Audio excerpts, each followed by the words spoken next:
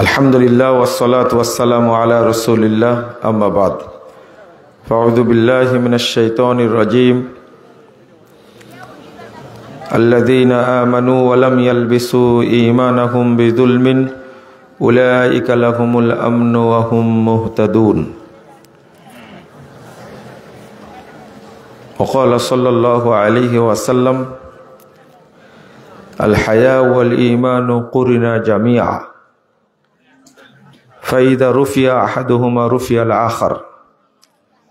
रवाहुल हाकिम फ़िल मुस्तदरक बिइस्नादिन सहीहिन।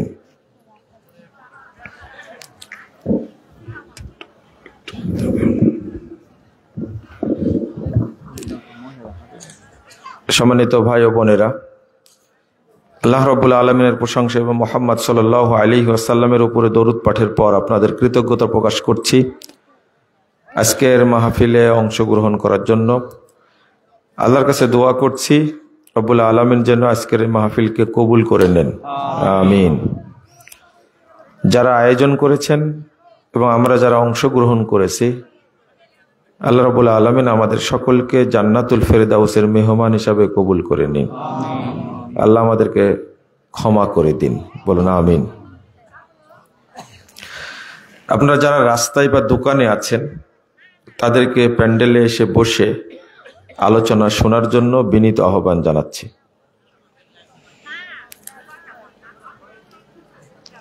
আমরা এই ধরনের মাজলিসের মর্যাদা সম্পর্কে জানি না বা জানার চেষ্টাও করি না। যদি উপলব্ধিটা থাকতো তাহলে এলাকার সব মানুষই এসে অংশগ্রহণ করত। মা বোনরা কথা বলছেন কেন?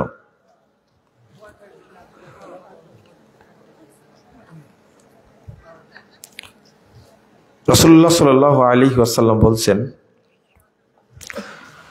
মা জালাসা কওমুন ইয়াযকুরুনাল্লাহ। কিছু মানুষ যখন এক জায়গায় বসে আল্লাহকে জানার চেষ্টা করে, দ্বীন শিখার চেষ্টা করে, ইল্লা নাদাহুম মুনাদিম মিনাস সামা। আল্লাহ আসমান থেকে, আরশ থেকে তাদেরকে ডাক দেন, তাদের উদ্দেশ্যে বলেন। যখন মাজলিস শেষ হয়ে যায় তখন আল্লাহ ঘোষণা করেন, কুমু মাগফুরাল্লাকুম, তোমরা এখন চলে যাও, তোমাদের সবাইকে ক্ষমা করে দেওয়া হয়েছে। বলেন তো ক্ষমা করার মালিক কে? আল্লাহ। তো ফজিলতটা কেমন? ঘোষণা আল্লাহ দিচ্ছেন, তোমরা এসেছিলে, আলোচনা শুনেছ, শিখেছ, তোমরা এখন চলে যাও, তোমাদের সবাইকে ক্ষমা করে দেওয়া হয়েছে। ফাকাদ বুদ্দিলাত সাইয়্যাতুকুম হাসানাত, তোমাদের যত পাপ ছিল সমস্ত পাপকে নেকি দ্বারা পরিবর্তন করে দেওয়া হয়েছে। মানে মাজলিসে আসলে একদিকে আল্লাহ সব পাপ ক্ষমা করে দেন, আবার পাপগুলোকে নেকি দ্বারা পরিবর্তন করে দেন। 1556 নম্বর হাদিস তাবরানী আওসাতের মধ্যে এসেছে। সহিহ মুসলিমের 2689 নম্বর হাদিসের মধ্যে এসেছে, রাসূলুল্লাহ সাল্লাল্লাহু আলাইহি ওয়াসাল্লাম বলছেন, যারা মাজলিসে আসে তাদের ব্যাপারে ফেরেশতারা আল্লাহর কাছে রিপোর্ট পেশ করে। যখন আল্লাহর কাছে রিপোর্ট দেয় তখন আল্লাহ বলেন, উশহিদুকুম আন্নী কদ গফারতু লাহুম, তোমাদেরকে সাক্ষী রেখে বলছি মাজলিসে যারা উপস্থিত হয়েছে আমি তাদের সবাইকে মাফ করে দিয়েছি। ওয়া আতাইতুহুম মা সালু, আর মাজলিসে এসে তারা যা চেয়েছে আমার কাছে আমি তাদেরকে তাই দিয়ে দিয়েছি। মাজলিসে এসে আপনি কি চেয়েছেন? আপনি একটা জিনিস নিশ্চিত থাকেন, মাজলিসে এসে আল্লাহর কাছে আপনি যা চাইবেন আল্লাহ তাই দান করবেন। এটা আল্লাহর কথা। আ'তাইতুহুম মা সালু, তারা যা চেয়েছে আমি তাদেরকে তাই দিয়ে দিয়েছি। আমি কিন্তু চেয়েছি যে আল্লাহ তুমি আমাদেরকে ক্ষমা করে দাও, বলেছি। আমি বলেছি আল্লাহ তুমি আমাদেরকে জান্নাতুল ফেরদাউসের মেহমান হিসাবে কবুল করে নাও। আপনি কি বলেছেন? আমিন। কিন্তু চেয়েছেন কিনা কিছু? চাননি, চাননি। আপনার চাওয়ার দরকার ছিল, অন্তত এটা বলবেন আল্লাহ তুমি আমাকে জান্নাতের জন্য কবুল করে নাও। আমিন। এটা বলার জন্য কি প্রফেসর হওয়া লাগবে? মাস্টার্স পাস করা লাগবে? আপনি নিজেও বলতে পারেন, একটা মূর্খ মানুষও বলতে পারে আল্লাহ তুমি আমাকে জান্নাতের জন্য কবুল করে নাও, আল্লাহ তুমি আমাকে জাহান্নাম থেকে মুক্ত করে দাও। বলা যায় না এটা? বলেননি কেন? বলেন যে জানতাম না। জানতেন না। এত বড় যে ফজিলত, আপনি বলতে পারতেন আল্লাহ আমার আব্বা আম্মা মারা গেছে, তুমি তাদেরকে মাফ করে দাও আর তাদেরকে জান্নাতে থাকার ব্যবস্থা করে দাও। এটা বলা যেত না? এটা আমিন বলেন অন্তত। আচ্ছা, এই মহিলাদেরকে উঠাই দিলে হয় না? আমি মানুষ কিন্তু একটা ভালো না, কিন্তু না, শরম তো থাকার দরকার। এখানে এতগুলো মানুষ বসে আছে, চুপচাপ কথা শুনছে, আর তারা কথা বলছে, মানে তাদের কথা আমাদের শোনা জরুরি। আমি আগে অনুরোধ করেছি, এরপরে একজন লোক গেছে। এখানে কোনো মহিলা আছে না যাদেরকে একটু ঠান্ডা করার মতো কেউ আছে না এখানে? না, এরকম কাজ করবেন না। জয়পুরহাটের মানুষদেরকে আমি আলাদা ভালোবাসি, এটা নিন্দনীয় কাজ করবেন না দয়া করে। আপনাদের কথা যেন শুনতে না পাই। কি বলছিলাম? আপনার বাপ মারা গেছে, আপনি বলবেন আল্লাহকে আল্লাহ তুমি আমার আব্বা আম্মাকে মাফ করে দাও। এখানে এসে বলার দরকার ছিল আল্লাহ তুমি তাদেরকে জান্নাতে থাকার ব্যবস্থা করে দাও। তো শুধু এটা না, আপনি বলবেন আল্লাহ আমার স্ত্রী খুব অসুস্থ, তাকে তুমি ক্ষমা করে দাও, তাকে সুস্থ করে দাও। আপনি বলবেন যে আমি বিপদে আছি, আল্লাহ তুমি আমাকে বিপদ থেকে উদ্ধার করে দাও। এটা কি বলা যায় না? আজ থেকে অন্তত এইটা শিখেন যে মাজলিসে এসে দোয়া করলে আল্লাহ দোয়া কবুল করেন। না, মনে হয় কি আমি তো খুঁজতে বললাম, কয়েল জ্বালানো আছে না কেউ বিড়ি খাচ্ছে না কি ঘটনা?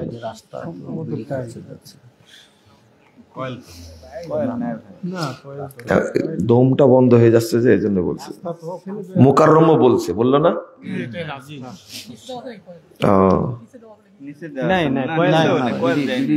আচ্ছা,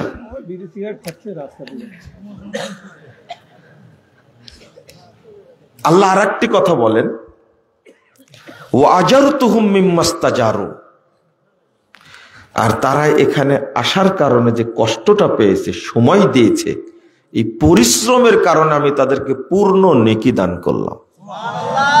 পূর্ণ নেকি মানে কি? মানে যে নেকি হলে আপনি জান্নাতে যেতে পারবেন, সেই পরিমাণ নেকি আল্লাহ দান করবেন আপনাকে। মানে এই মাজলিসের মর্যাদা। তো যখন আল্লাহ বলছেন ফেরেশতাদের সামনে, ফেরেশতারা শোনো, তোমরা সাক্ষী থাকো, আমি তাদেরকে ক্ষমা করে দিলাম, তাদের পাপগুলোকে নেকি দ্বারা পরিবর্তন করে দিলাম, তারা যা চেয়েছে আমি তা দিয়ে দিলাম, তারা কষ্ট করার কারণে আমি তাদের পূর্ণ নেকি দান করলাম। এক টানা এগুলো বলতে থাকেন আল্লাহ। ফেরেশতারা বলে ইয়া রব ফীহিম ফুলান ইবনুল খাত্তাব, আল্লাহ শুনেন, এদের মধ্যে যে একজন লোক আছে, লোকটা এমনি এসে বসে গেছে, লোকটা বড় পাপী, খুব জঘন্য খারাপ মানুষ। ইন্নামা মাররাফা জালাসা মাহুম, ঘুরে বেড়াচ্ছিল, এখানে এসে বসে গেছে, আপনি কি তাকেও মাফ করবেন? দেখেন মর্যাদা, দেখেন ওই লোকটাই এমনি এসেছে, দিন শিখতেও আসেনি, লোকগুলো দেখে এখানে বসে গেছে। রাসূলুল্লাহ সাল্লাল্লাহু আলাইহি ওয়াসাল্লাম বলছেন, ফেরেশতাদের অভিযোগ শুনে আল্লাহ বলছেন ওয়ালাহু গফারতু, আরে আমি ওকেও মাফ করে দিলাম। এবার ভাবেন আপনি কোন জায়গায় বসেছেন, কোন জায়গায় এসেছেন আপনি।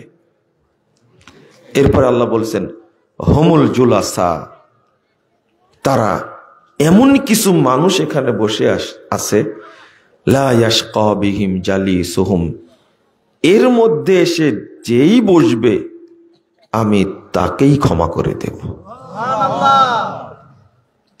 এই জন্য বলেছি আল্লাহ যেন আমাদেরকে কবুল করে নেন, আমিন।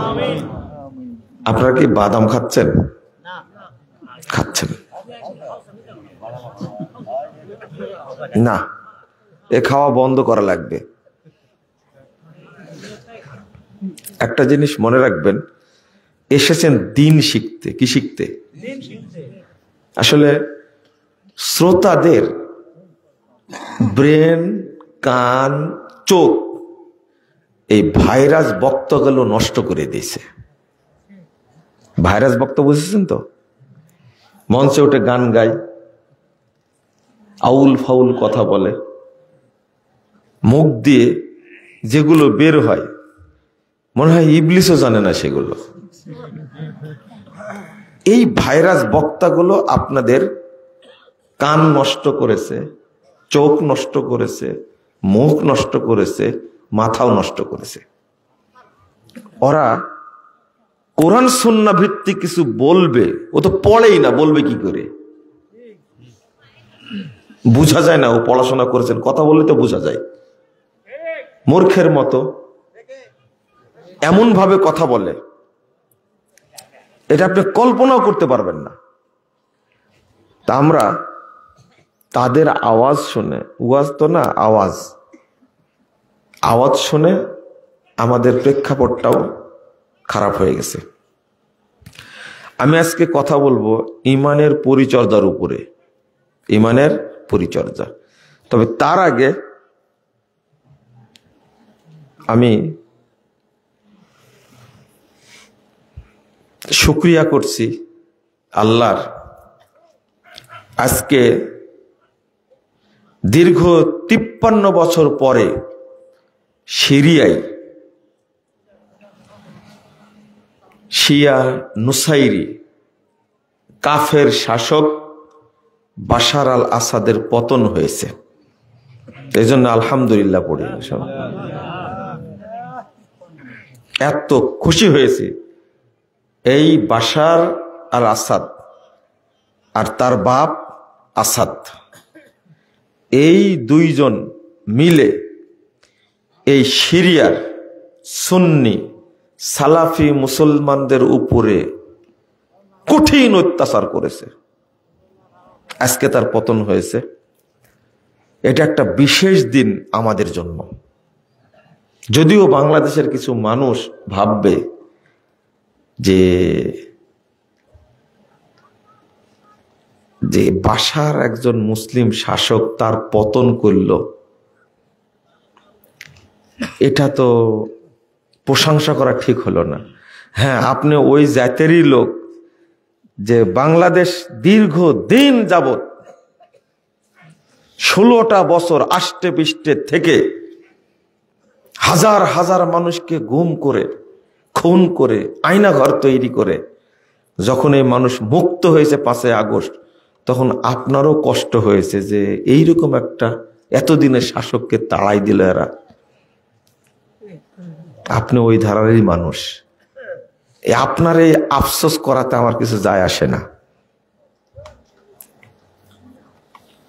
আনন্দের দিন কেন বলছি জানেন? এত ভালো লাগছে আজকে একটা ভিডিও দেখে, আমার কাছে পাঠাইছে আমার এক শিক্ষক, আমাদের এক প্রতিষ্ঠানের শিক্ষক পাঠাইছে। সেখানে দীর্ঘ প্রায় 22 বছর যাবত এই মসজিদে আজানও বন্ধ ছিল, সালাতও বন্ধ ছিল। এই মসজিদটা উমাইয়া যুগে প্রতিষ্ঠিত। এই মসজিদ হলো সালাফিদের, আহলেল হাদিসদের প্রতিষ্ঠান। এটা মসজিদ বন্ধ করে দিয়েছিল এই শয়তান। আজকে মুক্ত হয়েছে আলহামদুলিল্লাহ। এবং একজন বিদ্রোহী সেনা আজান দিচ্ছে এত সুন্দর কণ্ঠে, এটা শুনতেই যেন মনে হচ্ছে আবার শুনে। দীর্ঘদিন পর ওই জায়গাতে দাঁড়ায় আজান দিচ্ছেন, কি আনন্দে উৎফুল্লে, আর কি দারুণ সুরে আজানটা দিচ্ছে। এতদিন আজান হতো না সেই জায়গাতে। 2 নম্বর, যে জেলখানায় সিরিয়ায় ইমাম ইবনে তাইমিয়াকে আটকে রাখা হয়েছিল, সেই জেলখানা আজকে তারা মুক্ত করে দিয়েছে। এই জায়গায় রেখে তাদেরকে নির্যাতন করা হতো। এই জেলখানাতেই শেখ আলবানী রহিমাহুল্লাহ ছিলেন। এই সিরিয়াতে কি পরিমাণ যে স্মৃতি রয়েছে, কত বড় বড় আলেমের জন্ম সেখানে। এই সিরিয়া দখল করে রাখছিল এই অপবিত্র শিয়া নুসাইরি শয়তানগুলো। আল্লাহ তাদের আজকে পতন করেছেন। বলেন আলহামদুলিল্লাহ। খুশি হতে পারেন না, তাই না? এই বিদ্রোহী ভাইরা, আমি কিন্তু আগে বক্তব্যে বলতাম যে সিরিয়াতে যে সংগ্রামটা করছে বিদ্রোহী গ্রুপটা, এই গ্রুপটাকে অস্ত্র এবং অর্থ সহযোগিতা করছে সরাসরি সৌদি আরব এবং কুয়েত আর দুবাই। আল্লাহ এতদিন পরে উন্মুক্ত করে দিয়েছে আলহামদুলিল্লাহ। আলহামদুলিল্লাহ। কত যে আনন্দ ভিতরে আপনি বুঝবেন না, কারণ আপনি ইবনে তাইমিয়াকেও ভালোবাসেন না, ইমাম ইবনুল কাইয়িমকেও ভালোবাসেন না। সবার কবর ওই জায়গায় আছে, কত নবীর কবর ওই জায়গা আছে। এমন একটা জায়গা পৃথিবীতে মানুষ কোথাও জায়গা পাবে না। কিন্তু আল্লাহ বলছেন, রাসূল সাল্লাল্লাহু আলাইহি ওয়াসাল্লাম আল্লাহর কাছে দোয়া করছেন, আল্লাহ তুমি সিরিয়ার উপরে বরকত নাজিল করো। সবাই সিরিয়ায় আশ্রয় নেবে এমন একটা জায়গায়। এই সিরিয়াতেই ঈসা আলাইহিস সালাম দামেস্কে তিনি নামবেন এবং ইমাম মাহদী তার সাথে দেখা হবে এই সিরিয়াতেই। এই সিরিয়াতে সালাত আদায় করে যখন বের হবেন ঈসা আলাইহিস সালাম, তখন গেটেই পেয়ে যাবে দাজ্জালকে। দাজ্জালকে এখানে হত্যা করবেন। এত স্মৃতি সিরিয়ার। এই শিয়া অপবিত্র থেকে আজকে মুক্ত হয়েছে। আনন্দের শেষ নাই সারা পৃথিবীতে যারা সালাফি আকীদার মানুষ। বলেন আলহামদুলিল্লাহ। এর চেয়ে খুশি হব, এটা বলে দিচ্ছে, এর চেয়েও খুশি হব যেদিন ইরান থেকে শিয়া মুক্ত হবে। ইরান আছে না, ইরান, এরা হলো ইহুদি খ্রিস্টানদের চেয়ে বড় দুশ্মন মুসলমানদের, বড় দুশ্মন। আপনারা কি জানেন ঘটনা কি ঘটেছে? জানেন না? এই ইসরায়েল আর হেজবুল্লাহ যুদ্ধ করছিল না? এরা করছিল, এখন করে না। 30 দিনের মধ্যে বন্ধ করে দিছে যুদ্ধ। কি করেছে? বন্ধ আছে এখন। কেন বন্ধ করেছে জানেন? এতই বদের বদ এরা। দেখেন পত্রিকায় লেখে, আমার কথা পত্রিকায় লিখেছে, হিজবুল্লাহ, হামাস এবং ইরান এরা সবাই মিলে বাশার আল আসাদের পক্ষে লড়াই করার জন্য ওই দিক ঘুরে গেছে। এখন কি বুঝলেন? এতদিন কার জন্য কাঁদলেন আপনি বলেন তো দেখি? কার জন্য চোখের পানি ফেললেন? এটাই তো বুঝাতে পারে না এই দেশের মানুষকে। আবেগী তো, শুধু গালি দেয়, শুধু গালি দেয় মুজাফফরকে। আমার মুখে যা আছে তাই বলে দিয়েছে, যা সত্য তাই বলে দিই, মানুষ বুঝবে 10 বছর পর, তবে বলে দিব। আপনার কথাটা বুঝতে পারলেন? আপনার হিজবুল্লাহর জন্য কান্নাকাটি করলেন না? এই হিজবুল্লাহ কি? এই হিজবুল্লাহ, এই হামাস, এই ইরান, এরা সব মিলে ইসরায়েলের সাথে যুদ্ধ বন্ধ করে তারা সামিল হলো বাশার আল আসাদের সাথে এই সিরিয়া দখলে রাখার জন্য। কিন্তু ইরানের এই ষড়যন্ত্রটা কাজে লাগেনি, আল্লাহ সিরিয়াকে স্বাধীন করে দিয়েছে। বলুন আলহামদুলিল্লাহ। তুমি যদি মুসলমানের বাচ্চা হও আর জীবনে কখনো হিজবুল্লাহর পক্ষে কথা বলবে না, শুনে রাখো। তোমার যদি লজ্জা থাকে, তোমার যদি শরম থাকে, তোমার যদি ঈমান থাকে, হিজবুল্লাহ হামাসের ব্যাপারে, ইরানের ব্যাপারে কোনো কথা বলবে না। তোমাদের শরম থাকে, তুমি একটা বেহায়া। তুমি তালেবানের পক্ষেও কথা বলো, তালেবান তোমার দুলাভাই, তুমি তালেবানকে চিনো, ইতিহাস জানো। আবার শিখতে হবে, আবার চিনতে হবে। এরদোগানকে তুমি চিনো? যারা আজকে সিরিয়াকে স্বাধীন করেছে, বাশার মুক্ত করেছে, এই সংগঠন শামস আল হায়াত, এই সংগঠনটাকে এরদোগান সন্ত্রাসী সংগঠনের স্বীকৃতি দিয়েছে।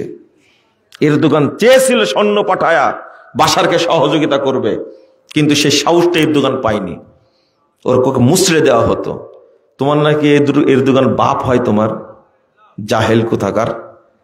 তুমি আকিদা বুঝো না, ইসলাম বুঝো না, দিন বুঝো না, শুধু মুজাফফরকে গালি দিতে পারো, তাই না? ওই সিরিয়া সম্পর্কে জ্ঞান রাখতে হবে আগে।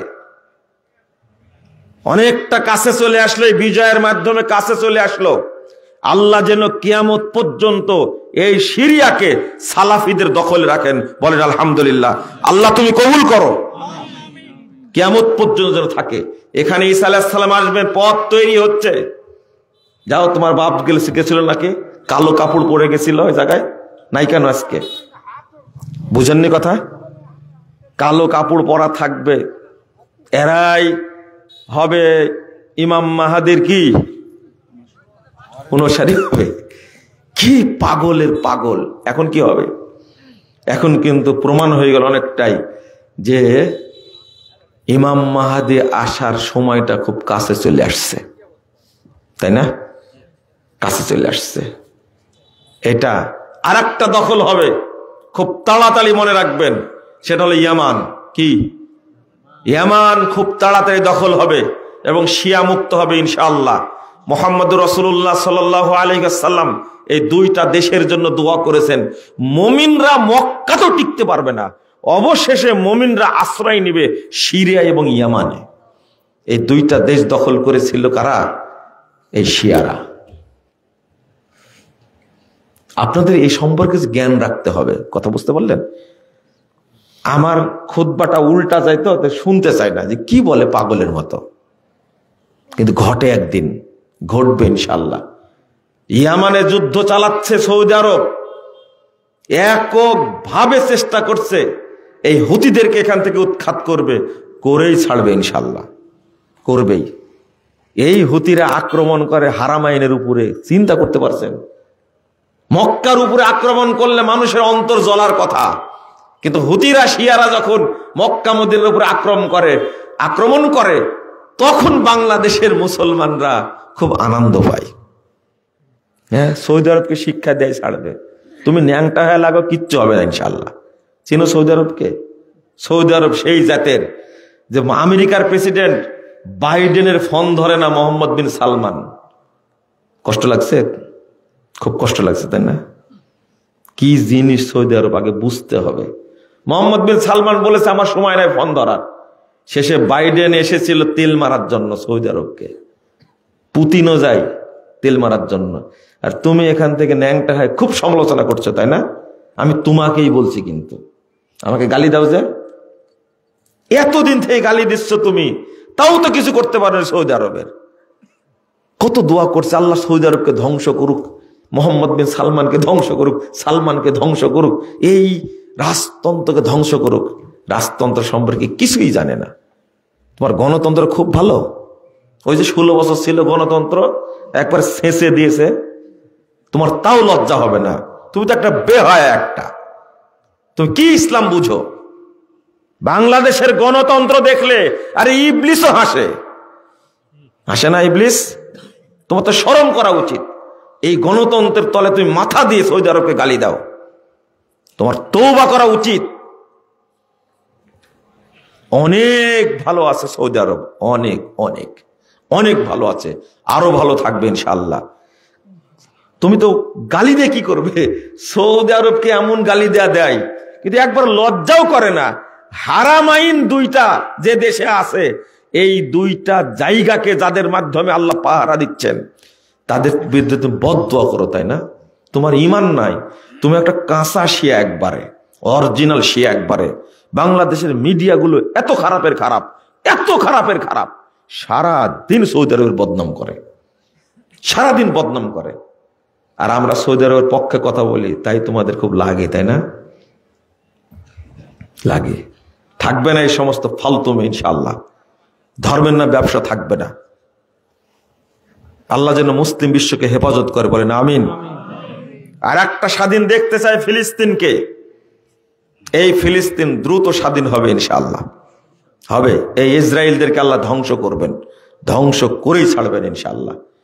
কত যে অপতথ্য, কত নোংরা তথ্য ছড়াই এগুলোর ব্যাপারে। বাংলাদেশের মানুষ শিক্ষা অর্জন করবে না, করবে। তালেবান সম্পর্কে বলছিলাম, কষ্ট তো পেলেন। এই তালেবানরা সালাফি মুসলমান যারা আছে সেখানে এদেরকে বন্দি করে রাখছে, সব মসজিদ তালা দিয়ে দিছে। তালেবানরা আহলে হাদিসদের সমস্ত মাদ্রাসা বন্ধ করে দিয়েছে। সরকার গঠনের আগেই এই তালেবানরা সবচেয়ে বড় আলেম, আহলে হাদিসদের সালাফিদের বড় আলেম শেখ মুতাওয়াক্কিল, তাকে এবং তার বড় ছেলেকে গুম করে 7 দিন পরে টুকরো টুকরো করে তার দেহটা ফেরত দিছে। এরা হলো মাজার পূজারী। কি পূজারী? মাজার পূজারী। বাংলাদেশে যেমন মাজার পূজার বিরুদ্ধে কথা বললে এক শ্রেণীর টুপিওয়ালা খেপে যায় না? কাদের উপর খেপে? আহলে হাদিসদের উপরে। এই জাতের হলো তালেবানরা। সব মূর্তি ভেঙ্গে চুরমার করে দিয়েছে, বৌদ্ধ মূর্তি ভেঙ্গে চুরমার করে দিয়েছে, যিশু মূর্তি ভেঙ্গে চুরমার করে দিয়েছে, তারপরে হিন্দুদের মূর্তি ভেঙ্গে চুরমার করে দিয়েছে। কিন্তু মাজারগুলো এমন তাজা হয়েছে, এমন তাজা হয়েছে। তাহলে আপনি কি বলবেন? এরা মুশরিক না? বাংলাদেশে যারা মাজার পূজা করে তারা মুসলমান না মুশরিক? যারা মূর্তি পূজা করে তারা মুসলমান না মুশরিক? এটা বুঝবেন কোনদিন আপনি? আর মাজার পূজার বিরুদ্ধে বললে বাংলাদেশের টুপিওয়ালারা কি খেপা খেপে। এই ছেলেরা যারা বিশ্ববিদ্যালয় কলেজে পড়াশোনা করে, হাই স্কুলে প্রাইমারি থেকে নিয়ে সব ছেলেরা বেরিয়ে গেল, মাত্র কয়েকদিনের মাথায় সব ছেলে মাঠে নামলো। 5 আগস্টের পরে 2 ঘন্টার মধ্যে সারা দেশ থেকে শেখ মুজিবের যত মূর্তি ছিল ভেঙ্গে সব চুরমার করে দিয়েছে। দেয়নি? কি এটা কি তাওহীদ প্রতিষ্ঠার জন্য করেছে, না শেখ মুজিবের উপরে ক্ষোভ ছিল তাই করেছে? বেটির পাপ বাপের উপরে উঠে গেছে, তাই না?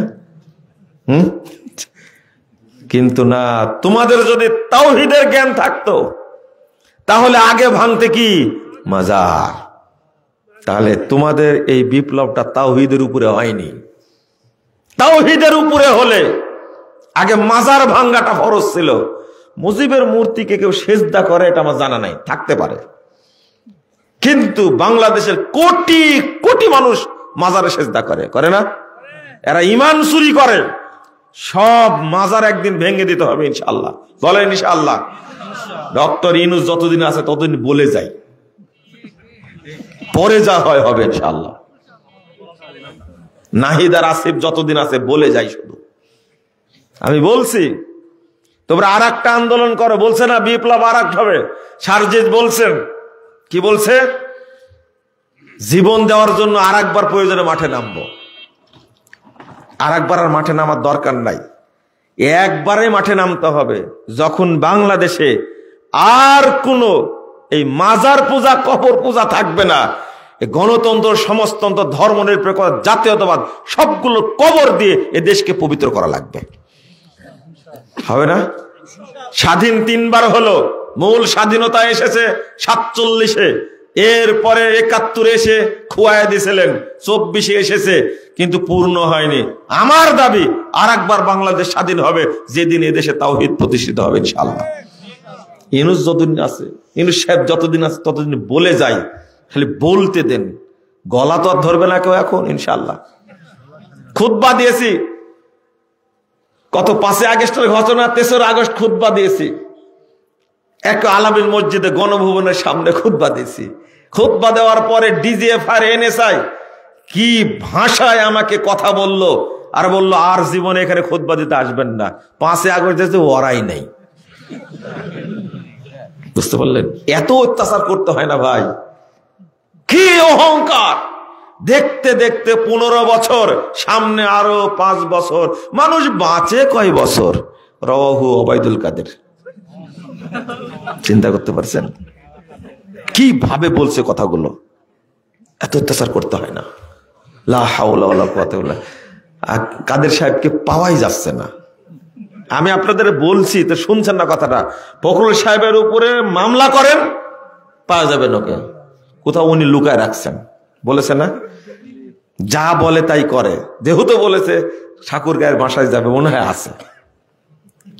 ফখরুল সাহেব কি বলছেন? আপনি কই, বাসায় তো আসলেন না।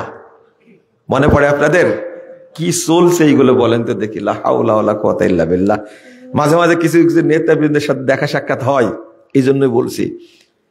আমি আপনাদের বলছি সচেতন হওয়ার জন্য। মনে থাকবে, আমি কি ভোট চাইতে আসছি মনে করছেন?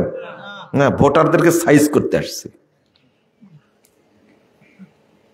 শেষে বলতে মানে আমি বিষয়ে ঢোকার আগে বলতে চাচ্ছিলাম মহিলাদের উপর একটা কথা। জামাতে সালাত আদায় করা পুরুষের জন্য কি ফরজ, পুরুষের জন্য কি ফরজ। মসজিদে যাওয়া কি ফরজ পুরুষের জন্য। যদি না যায় মসজিদে, জামাতে সালাত না পড়লে তার সালাত হওয়ার সম্ভাবনা নাই, নাই। আমি ওটা পরে বুঝাবো আপনাকে। আপনি যদি হুজুরও হন, আপনি যদি কাবা ঘরের ইমামও হন, জামাতে নামাজ না পড়লে কবুল হবে না, সম্ভাবনা নাই, 1 নম্বর। কিন্তু মহিলাদের জন্য কি জামাত ফরজ, মসজিদ ফরজ? আপনি জোহর কয়টায় পড়েছেন? একটাই। আপনার ওয়াইফ কয়টায় পড়েছে? সত্যটা বলবেন। 3টায়। মাশাআল্লাহ। আমি তো এরকম উত্তর চাচ্ছিলাম। ওয়াইফ হলে কি হয়েছে, সত্যটা বলবো। আমি আপনাকে না স্বীকার না করলে বলতাম একটু ফোন দিয়ে জানেন আজকে জোহর কয়টায় পড়েছ। অথচ তুমি বলতে লজ্জা হয়, তাহলে বলে আপনি জোহর কয়টায় পড়েছেন আজকে একটু বলেন তো। শোনেন শোনেন, তারা 3টায় পড়লো কেন? আল্লাহর কাছে তারা কি জবাব দেবে? সারা দিন স্বামীর ভুল ধরতে পারে, সারা দিন স্বামীর ভুল ধরে, কিন্তু নিজে যে কত ভুল করছে ওটা জানেই না। সারাদিন স্বামী এটা করলো ওইটা করলো, তুমি এটা করলে কেন, এত খরচ করলে কেন, টাকা কোথায় রাখলে, বাপকে এত দিতে হবে কেন, মাকে দিতে হবে কেন। শোনেন, অথচ সে আউয়াল ওয়াক্তে সালাতটা পড়বে সেটাই জানে না। আজকে জোহরের সালাতের ওয়াক্ত হয়েছে কয়টায়? একটাই ওয়াক্ত হয়েছে। 11:56 কত? 11:56। একটাই পড়লেন কেন? আগে আপনাদের জিজ্ঞেস করি, কার ওয়াক্তে পড়লেন? আপনার ওয়াক্তে না আল্লাহর ওয়াক্তে না মসজিদের ওয়াক্তে? মসজিদের ওয়াক্তে। আল্লাহর ওয়াক্তে পড়লে আপনাকে পড়তে হবে, ওয়াক্ত হওয়ার 15 থেকে 20 মিনিটের মধ্যে জামাত করতে হবে। কত? আল্লাহর ওয়াক্তে পড়তে হলে। আল্লাহ বলছেন ফাস্তাবিকুল খায়রাত, তোমরা সালাত দ্রুত পড়ে নাও, ওয়াক্ত হয়ে গেলে সবার আগে সালাত পড়ো। আল্লাহ রাসূল সাল্লাল্লাহু আলাইহি ওয়াসাল্লাম 148 নম্বর আয়াত সূরা বাকারা, আল্লাহ রাসূল বলছেন লাউ ইয়ালামুনা মা ফিত তাহজির, যদি মুসল্লিরা জানতো খুব দ্রুত সালাত পড়ার মধ্যে, ওয়াক্ত হওয়ার সাথে সাথে সালাত পড়ার মধ্যে কি পরিমাণ কল্যাণ আছে, কি বরকত আছে, কি প্রতিদান আছে, কি নেকি আছে, লাস্তাবাকু ইলাইহি, তাহলে সব কাজ বাদ দিয়ে আগে তাড়াতাড়ি সালাতটা পড়ে নিত। 615 নম্বর হাদিস সহিহ বুখারী। আপনি পড়লেন না কেন? আরো ফজিলত শুনবেন আপনি। আজকে মাগুরা থেকে এক ভাই ফোন দিয়েছেন আমাকে আসার পথে, ওই জন্য কথাটা আপনাদের বলছি সরাসরি। বলছেন যে ভাই আমি যদি, আমাকে বলছেন ভাই আমি যদি ওয়াক্ত হওয়ার আগেই ওযু করে রেডি থাকি তাহলে কি সমস্যা নাই তো?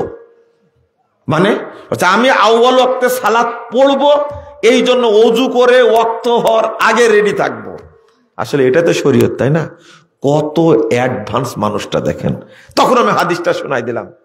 মুহাম্মদুর রাসূলুল্লাহ সাল্লাল্লাহু আলাইহি ওয়াসাল্লাম বলছেন, 311 নম্বর হাদিস তাবরানী কাবীরের মধ্যে এসেছে, যখন আল্লাহ রাসূল সাল্লাল্লাহু আলাইহি ওয়াসাল্লাম দেখলেন মসজিদে গিয়ে 7 জন কি 8 জনের লোক জিজ্ঞেস করলেন যে তোমরা বসে আছো কেন? তোমরা এখানে মা আজরাসাকুম, তোমাদেরকে কিসে বসা রাখছে? রাসূল সাল্লাল্লাহু আলাইহি ওয়াসাল্লাম প্রশ্ন করাতে তারা বললেন নাহনু নান্তাজিরুস সালাহ, আল্লাহ রাসূল আমরা সালাতের ওয়াক্তের জন্য অপেক্ষা করছি, ওয়াক্ত হলেই সালাত আদায় করে নেব। আল্লাহ রাসূল বলছেন হাল তা'লামুনা মা ক্বালা রাব্বুকুম, মাযা ক্বালা রাব্বুকুম, তোমরা কি জানো তোমাদের রব কি বলছেন তোমাদেরকে নিয়ে? মাত্র কয়জন? 7 জনকে নিয়ে আল্লাহ বলছেন। তখন রাসূল সাল্লাল্লাহু আলাইহি ওয়াসাল্লাম বলছেন তোমরা কি জানো তোমাদের ব্যাপারে আল্লাহ আরশ থেকে কি বলছে? বলেন সুবহানাল্লাহি ওয়া বিহামদিহি। 7 জন মানুষ সালাত আদায় করবে, ওয়াক্তের জন্য অপেক্ষা করছে মসজিদের দেওয়ালে ঠেস দিয়ে। ঠিক ওই মুহূর্তে আল্লাহ রাসূল এসে বলছেন তোমরা কি করছো, কেন বসে আছো, কিসে বসা রাখছে? তখন বলছেন না নাতারাজুস সালাহ, আল্লাহ রাসূল সালাত পড়বো তো ওয়াক্তের জন্য অপেক্ষা করছি। তখন বলছেন হাল তা'লামুনা, তোমরা কি জানো মাযা ক্বালা রাব্বুকুম, তোমাদের রব কি বলছেন? তখন বলছেন আল্লাহু ওয়া রাসূলু আলাম, আল্লাহ আল্লাহ রাসূল ভালো জানে, আপনিই বলেন কি বলছেন। তখন রাসূল সাল্লাল্লাহু আলাইহি ওয়াসাল্লাম বলছেন ক্বালা আল্লাহু তাআলা মান হাফাযাস সালাওয়াত, আল্লাহু আকবার, বলছেন যে ব্যক্তি ওয়াক্ত অনুযায়ী সালাতকে যে ব্যক্তি হেফাজত করবে ফা ইন্না লাহু আহাদুন ইনদি, অর্থাৎ তার জন্য আমার কাছে আছে কি? অঙ্গীকার আছে, অঙ্গীকার আছে। কি অঙ্গীকার? আন উদখিলাহুল জান্নাহ, আমি আল্লাহ তাকে জান্নাত দান করব। মানে সালাত আদায়ের জন্য অপেক্ষা করলে আল্লাহ একজন হলেও তার জন্য বলতে থাকেন এই ওয়াক্ত অনুযায়ী সালাত পড়লে আমি তাকে জান্নাত দেব, সালাতটা পড়ে নিলে জান্নাত দেব। তো আপনি এই সুযোগটা নিলেন না কেন? আর একটা হাদিস আসছে আবু দাউদের 430 নম্বর হাদিস, রাসূলুল্লাহ সাল্লাল্লাহু আলাইহি ওয়াসাল্লাম বলছেন ক্বালা আল্লাহু তাআলা, সাহাবীরা শুনো, আল্লাহ তাআলা আমাকে বলছেন ইন্নী ফারাস্তু আলা উম্মতি খামসা সালাওয়াত, মুহাম্মদ শুনো আমি তোমার উম্মতের উপরে 5 ওয়াক্ত সালাতকে ফরজ করেছি, 5 ওয়াক্ত সালাতকে ফরজ করেছি।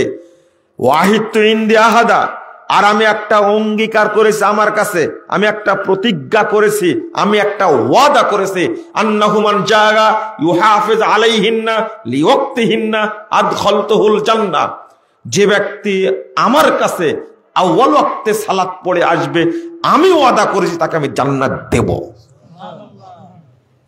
তা আপনি একটাই পড়লেন কেন? এটা মসজিদের টাইমে পড়েছেন, আল্লাহর টাইমে পড়েননি। ওয়াক্ত হওয়ার কয় মিনিট পরে পড়বেন বললাম? 15 থেকে 20 মিনিটে জামাত করে নেবেন। এক ওয়াক্ত হবে, আজান দিয়ে দিবেন। আসর পড়তে পারেন ঠিক টাইমে, ফজর পড়তে পারেন ঠিক টাইমে, সবচেয়ে কঠিন সালাত এই দুইটা। জহর কেন পারেন না? সারা বাংলাদেশে জোহরের সালাতটা মাযহাবীদের কাছে অত্যাচারিত, আহলে হাদিসদের কাছে অত্যাচারিত। আহলে হাদিস ইমাম, আহলে হাদিস সভাপতি, মসজিদের সভাপতি, সেক্রেটারি, মসজিদের মুসল্লিরা এই জোহরের উপরে যে অত্যাচার করছে এর জবাব কিয়ামতের মাঠে আল্লাহর কাছে দিতেই হবে, দিতেই হবে। আপনি কেন পড়ছেন? আর আপনার ওয়াইফ হলে তো আমি বলবো না তাকে জবাব দিতে হবে না শাস্তি শুরু হবে। আপনি পড়ছেন একটাই, আপনার ওয়াইফ পড়ছে তিনটাই, তখন কিন্তু আসর হয়ে গেছে। কি হয়ে গেছে? একটা মাসালা শুনেন আজকে, কোনো দিকে কান দিবেন না, এদিকে তাকা থাকেন, কোনো দিকে কান দিবেন, আমার দিকে তাকান, বুঝেন না ভালো। না বুঝলে কিন্তু দোষ আমার না, আপনার দোষ। ইচ্ছা করে আপনি জহরটা পড়েননি, ইচ্ছা করে কি গল্প করছিলেন, কি কুটকাট কাজে ব্যস্ত ছিলেন, আড্ডা মারছিলেন, জহরটা পড়েননি। এখন আসরের টাইম হয়ে গেছে, অর্থাৎ 2:58 বেজে গেছে। কয়টা? 2:58 বেজে গেছে। কিসের রক্ত এখন? আসরের রক্ত। জহর আপনার পড়া হয়নি, বলেন এখন কি করবেন আপনি? হ্যাঁ, জহর কাজা পড়বেন, তাই না? শেষ, এটাই শেষ। আসর আগে পড়তে হবে, আসর আগে পড়তে হবে। আর কিছু বলবেন কেউ? জয়পুরহাটতে এরকম হওয়ার কথা না। আমাকে দাওয়াত দিলেন কিভাবে আপনারা? আপনারা নাকি আমার বক্তব্য শোনেন মোবাইলে, মিথ্যা কথা। হ্যাঁ, আবার মিথ্যা কথা বলছে। আমার বক্তব্য শুনলে এই প্রশ্নের উত্তর তো দিতে পারতেন আপনি। কে বললো এটা? কে বললো? দাঁড়ান তো।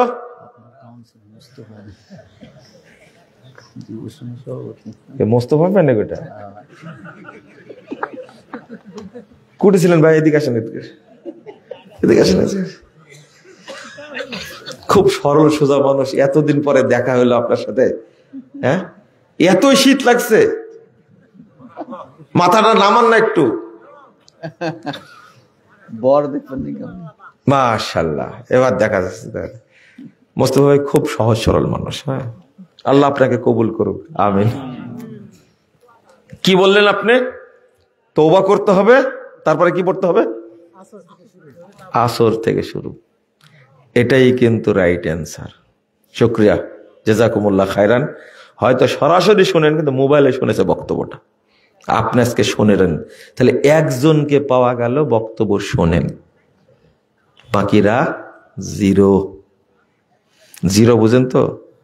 গুল্লা, শূন্য। তাহলে মাসালাটা কি হবে? কেন ডাকলাম বুঝতে পারছেন? এবার কানে ঢুকছে? আর জহর নাই, আপনার হুকুম এখন আপনি কাফের। কি? এখন কাফের আপনি। হতে পারে আপনি 80 বছর ধরে নামাজ পড়েন, এক ওয়াক্ত সালাত ইচ্ছা করে পড়েননি, টাইম পার হয়ে গেছে। 22,128 নম্বর হাদিস, মুসনাদে আহমদ। আল্লাহ রাসূল বলছেন, লা তাতরুকান্না সালাতান মাকতুবাতান মুতাআম্মিদান।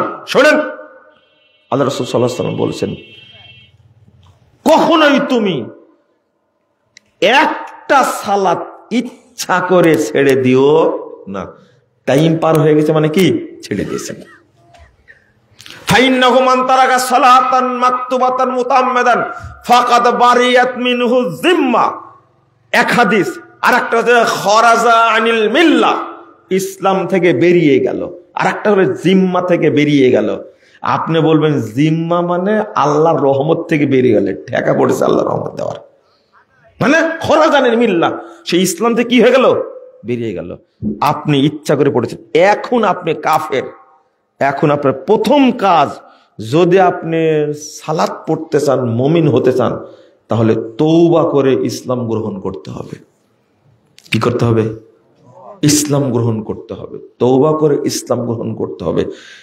এরপরে আপনি আসর পড়বেন। কি পড়বেন? যে জহরটা পড়েননি, আপনি কাফের অবস্থায় হয়ে গেছেন, এখন আর জহর পড়া লাগবে না। এখন মনে করছেন, আহারে মুসলমান তো হলাম, আসর তো পড়লাম, জহরের মতো একটা সালাত আমি ছেড়ে দিলাম, কিভাবে মাপ পাবো, কিভাবে বাঁচবো। আহা, জোহরের সালাত এত গুরুত্বপূর্ণ, আমি কেন ছাড়লাম। এই আফসোস করে যদি এই জোহর সালাত 1 কোটি বার পড়েন, 1 নেকিও হবে না। এর নাম সালাত। আর যে নামাজই পড়ে না, তার জানাজা নিয়ে আপনি টানাপাড়া করছেন। বুঝেননি কথা? যে নামাজই পড়ে না, শুধু রমজান মাস আসলে শয়তান পড়ে, শুধু জুমার দিনে পড়ে, আপনি তাকে নিয়ে চিন্তা ভাবনা করছেন ওকে জানাজা দিব কি দিব না, কাফন পরাবো কি পরাবো না। সি সি সি সি, 1 ওয়াক্ত সালাত চলে গেছে, ওয়াক্ত পার হয়ে গেছে, ইচ্ছা করে করেছেন এটা, ইচ্ছা করে করেছেন এটা, আপনি আর মুসলিম না, আপনি আর মুসলিম না। 1। 2 নম্বর, বেনামাজি যদি হয়, আরে ভাই তাকে তো গোসল করানোই যাবে না। ওটা আপনার বাপ হলেও, মা হলেও, সন্তান হলেও বেনামাজি গোসল করানো যাবে না। বেনামাজিকে কাফন পরানো যাবে না। গোসল করালেই পানির হিসাব দেওয়া লাগবে আপনাকে। কিসের হিসাব? পানি। পানি ঢাললেন কেন? ওকে যে গরম করাবেন, পানিটা গরম করাবেন না, আগুনের হিসাব দেওয়া লাগবে। পানি গরম করা হলে বিদ্যুৎ পোড়ানো লাগবে, না হলে কি খড়ি পোড়ানো লাগবে, হিসাব দেওয়া লাগবে আপনাকে। আপনি কাফন যে কিনবেন, এই কাফনের টাকার হিসাব দেওয়া লাগবে আপনাকে। কাফনই বলবে, কাফনই সাক্ষী হবে আপনার। এই মুশরিক, এই কাফের গায়ের উপরে আমাকে দিয়েছে, এই কাজ করেছে, এর বিচার চাই। কবর খোঁড়া যাবে না। কবর খুঁড়বেন কেন? গোরস্থানে তার কোনো জায়গা আছে? ওর জন্য খুঁড়বেন কেন কবর? না, কবর খোঁড়া যাবে না, যাবেই না। আর কোন নামাজি যদি জানা যায় যান, তাহলে এই মুশরিকের জন্য দোয়া করলে দোয়াটাই হারাম। কাফের জন্য দোয়া করা জায়েজ না হারাম? হারাম। আপনি দোয়া করলেন কেন? আপনি কেন? পৃথিবীর সব ইমাম যদি তার জানাজা পড়ে তবু কাজ হবে না। আর আপনি তো অপবিত্র মানুষ, আপনি কেন গেলেন জানাজাতে? বেনামাজি মারা গেছে, তার জানাজায় যাবেন না। যদি যান তাহলে জবাব আপনাকে দিতে হবে। আপনার বাপ মরে গেছে বেনামাজে, একবার কাফনে জড়ায় মসজিদের সামনে নিয়ে চলে আসছেন, আগে আপনার বিচার হবে। আগে আল্লাহ আপনার বিচার করবে যে মুসল্লিদের ধোকা দিছিস কেন তুই, মুসল্লিদের ধোকা দিছিস কেন তুই। আর যারা কবর তৈরি করেন, কবর খোঁড়েন, তাদেরকে বলবো বেনামাজির কবর খোঁড়া যাবে না। যারা বেনামাজিকে গোসল দেন, বেনামাজিকে গোসল দেওয়া যাবে না, শুনে রাখেন, পাপ হবে। পানি আপনার হিসাব নেবে, আগুন আপনার হিসাব নেবে, ওকে সাবান মাখানো যাবে না। সব আল্লাহর নিয়ামত। এই বদমাশটা, এই নিমুখ হারামটা আল্লাহর এতদিন নিয়ামত খেয়েছে, সালাত পড়েনি, ওকে জানাজা করলে পাপ আপনার হবে। কেন বললেন? দোয়া কার জন্য করতে হয় এটা জানেন না? আল্লাহর নবী মুহাম্মদ সাল্লাল্লাহু আলাইহি ওয়াসাল্লাম তার মায়ের জন্য দোয়া করতে পারেননি। খাটা শিবো না, ফাইজলামি। যে মায়ের পেটের মধ্যে ছিলেন, যে মা তাকে ছোট থেকে মানুষ করেছে, তার মায়ের জন্য দোয়া করতে পারেননি। আর আপনি ওই কাফেরের জন্য দোয়া করবেন? আল্লাহ রাসূলের মায়ের চেয়ে আপনার মা বেশি খারাপ, আপনি বুঝেননি। রাসূল সাল্লাল্লাহু আলাইহি ওয়াসাল্লামের মায়ের চেয়ে আপনার মা বেশি খারাপ। আল্লাহ রাসূলের মা মুশরিক ছিল, কি ছিল? আর আপনার মা মুশরিক ও মুরতাদ। মুসলমানের ঘরে জন্মগ্রহণ, নামাজ পড়েনি মানে ও মুরতাদ। একজন মুশরিককে, একজন বেদিনকে হত্যা করা ফরজ না, কিন্তু যে মুসলিম নামাজ পড়ে না ও মুরতাদ হয়ে গেছে, কাফের, মুশরিক ও মুরতাদ, এই জন্য তাকে হত্যা করা ফরজ। যদি ইসলামী সরকার থাকতো তাকে হত্যা করবে, এটা হলো সমাধান। আর আপনি তাকে এত নাকে কান না কেন? ইমাম সাহেব জানাজা পড়ে না, তা আপনার লাগলো কেন এত? জানাজা তো অনেক পরে, ওকে কি করতে হবে? এমন জায়গায় ওকে পুঁতে দিতে হবে। পুঁতে দেওয়া বোঝেন? এমন জায়গায় পুঁতে দিতে হবে যেখানে মানুষ যাবে না দেখতে, জিয়ারত করতে যাবে না। পুঁতে দিতে হবে, মাটি সমান করে দিতে হবে, ঠিক যেভাবে কুকুর মারা গেলে করেন কুকুর মারা গেলে কি করেন? কি করেন? পুঁছন। আর কিছু করেন না? বলেন তো কি করেন কুকুর মারা গেলে? গলায় দড়ি লাগান? এত ভদ্র মানুষ। কোথায় লাগান? গড়ে পায়ে লাগান। হ্যাঁ, আমি এটাই বুঝাতে চাচ্ছি। কুকুরকে যেভাবে লাগান আপনি দড়ি লাগায় শেষরা নিয়ে যান এমন জায়গায় যে জায়গাতে আবাদ ফসল হয় না, ঠিক না? ওখানে পুঁতে দেন, গর্ত করে কি করেন? পুঁতে দেন। এর চেয়ে ওই বেনামাজিকে আরো দূরে নিয়ে যেতে হবে। কারণ হলো কখনোই যেন কোনো মানুষ ওর কবর জিয়ারত করতে না যায়। জিয়ারত করতে গেলে পাপ হবে, বলতে হবে আসসালামু আলা আহলিদ দিয়ার মিনাল মুমিনিনা ওয়াল মুসলিমিনা নাসালুল্লাহু লানা ওয়া লাকুমুল আফিয়া। এই যে দোয়াটা বের হচ্ছে মিনাল মুসলিমিন, মিনাল মুমিনিনা ওয়াল মুসলিমিন, কি দোয়া হবে? কিসের? মুমিনদের জন্য। দোয়া হবে মুসলিমদের জন্য। কাফেরদের জন্য কি দোয়া আছে? না। আজকে শুনলেন তো, শোনেন, ওয়াদা করেন আমার কাছে, বেনামাজের জানাজায় যাবেন কোনোদিন? ভাবছে মজা মজা, আমি নিজেই তো বেনামাজি। এখানে বসে বসে ভাবছে কি আমি তো নিজেই বেনামাজি। শোনেন, আর যাই তাই করেন, নামাজটা কখনো ছাড়বেন না, ঠিক আছে? নামাজটা কখনো ছাড়বেন না। এবার আপনাকে বলছি, আপনার ওয়াইফ প্রথম কি কাজ করবে? আপনার ওয়াইফের আপনার দায়িত্ব, প্রথম কাজ হলো আপনার ওয়াইফ সালাতের ওয়াক্ত হয়েছে সাথে সাথে কি করে ফেলবে? সালাত। তার জন্য আজান জরুরি না, জামাত ফরজ না, মসজিদ ফরজ না। এই মানুষটা যদি ঠিক মতো সালাত না পড়ে তার উপরে আল্লাহ কি করবেন? গজব কি নাজিল তার উপরে করবেন না? এই দেশের মহিলারা বাঁচবে কি করে রে ভাই? যে অত্যাচার করে স্বামীর উপরে, হায় হায় হায়, কিন্তু নামাজটা ঠিক মতো পড়ে না। একজন মায়ের প্রথম কাজ, সন্তানের জন্য প্রথম কাজ হলো 7 বছর না, ছোট থেকেই সন্তানকে দিনের উপরে তৈরি করা। প্রথম দিনের কাজ হলো, প্রথম মায়ের প্রথম কাজটা হলো ফজর হয়ে গেছে, সন্তানকে ডেকে তোলা। বয়স 7 হয়েছে, এখন ডাকবে, অবশ্যই ডাকবে। 7 বছর।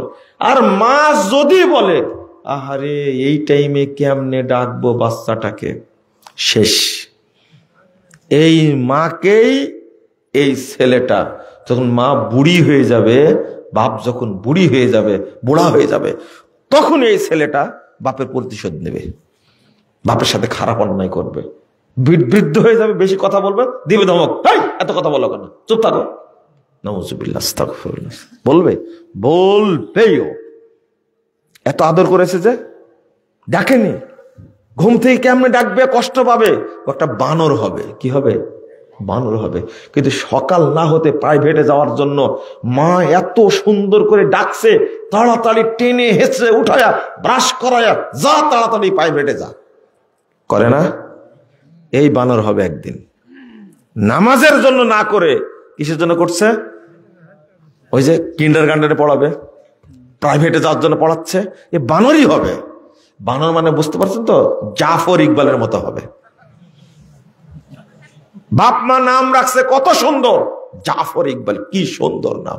এই হারামখোর পড়াশোনা করে প্রফেসর হয়ে বলছে আমি বানর থেকে জন্ম নিয়েছি। নাউযুবিল্লাহ। আপনি বলছেন কেন? আপনার সন্তানকে বানাচ্ছেন, আপনার সন্তানকে বানর বানাচ্ছেন আপনি। আমি তো বুঝতে পারছি না, আমি বললে কষ্ট পান কেন? আপনি বানর তৈরি করছেন এইভাবেই। আল্লাহ নবী সাল্লাল্লাহু আলাইহি ওয়াসাল্লাম বলছেন ইন্নাল্লাহা ইউবগিযু কুল্লা আলিমিন বিদ-দুনিয়া জাহিলিন বিল আখিরাহ। জামিউস সগীর গ্রন্থে, হাদিস গ্রন্থের 1879 নম্বর হাদিস, সনদ সহিহ। আল্লাহ রাব্বুল আলামিন প্রত্যেক ওই সমস্ত জ্ঞানীর উপরে গজব নাজিল করেন যারা দুনিয়া সম্পর্কে জানে, দিন সম্পর্কে জাহেল। দুনিয়া সম্পর্কে আলেম, দিন সম্পর্কে জাহেল, পরকাল সম্পর্কে জানে না। আল্লাহ তাদের উপরে 24 ঘন্টা গজব নাজিল করেন, অভিশাপ করেন। আপনি অভিশপ্ত। আমি এই জন্যই তো বলছি, কারণ অনার্স পাস করেছেন, মাস্টার্স করেছেন, আপনি পিএইচডি করেছেন, এরপরে আপনি পড়তে পড়তে পড়তে বিসিএস ক্যাডার হয়েছেন, হওয়ার পরে সচিব হয়েছেন, বড় পদের অধিকারী হয়েছেন, হওয়ার পরে আলেমকে দেখলে আপনার গায়ে আগুন জ্বলে। একজন কোরআনের হাফেজকে দেখলে আপনি সহ্য করতে পারেন না, সবসময় ট্রিট করতেই থাকেন, এরা হলো ফকিরি বিদ্যা পড়েছে, ভিক্ষা করে খায়। আপনার তুচ্ছ তাচ্ছিল্য দেখে প্রমাণিত হয় আপনি মানুষ না, আপনি অভিশপ্ত একটা মানুষের পেট থেকে আপনি জন্ম নেননি। কিসের শিক্ষা এটা? আপনি এত বড় শিক্ষিত মানুষ, বিয়ে করার পরে স্ত্রী মিলনের সময় বিসমিল্লাহ বলেন না। আপনি আপনার চেয়ে জাহেল আর কে?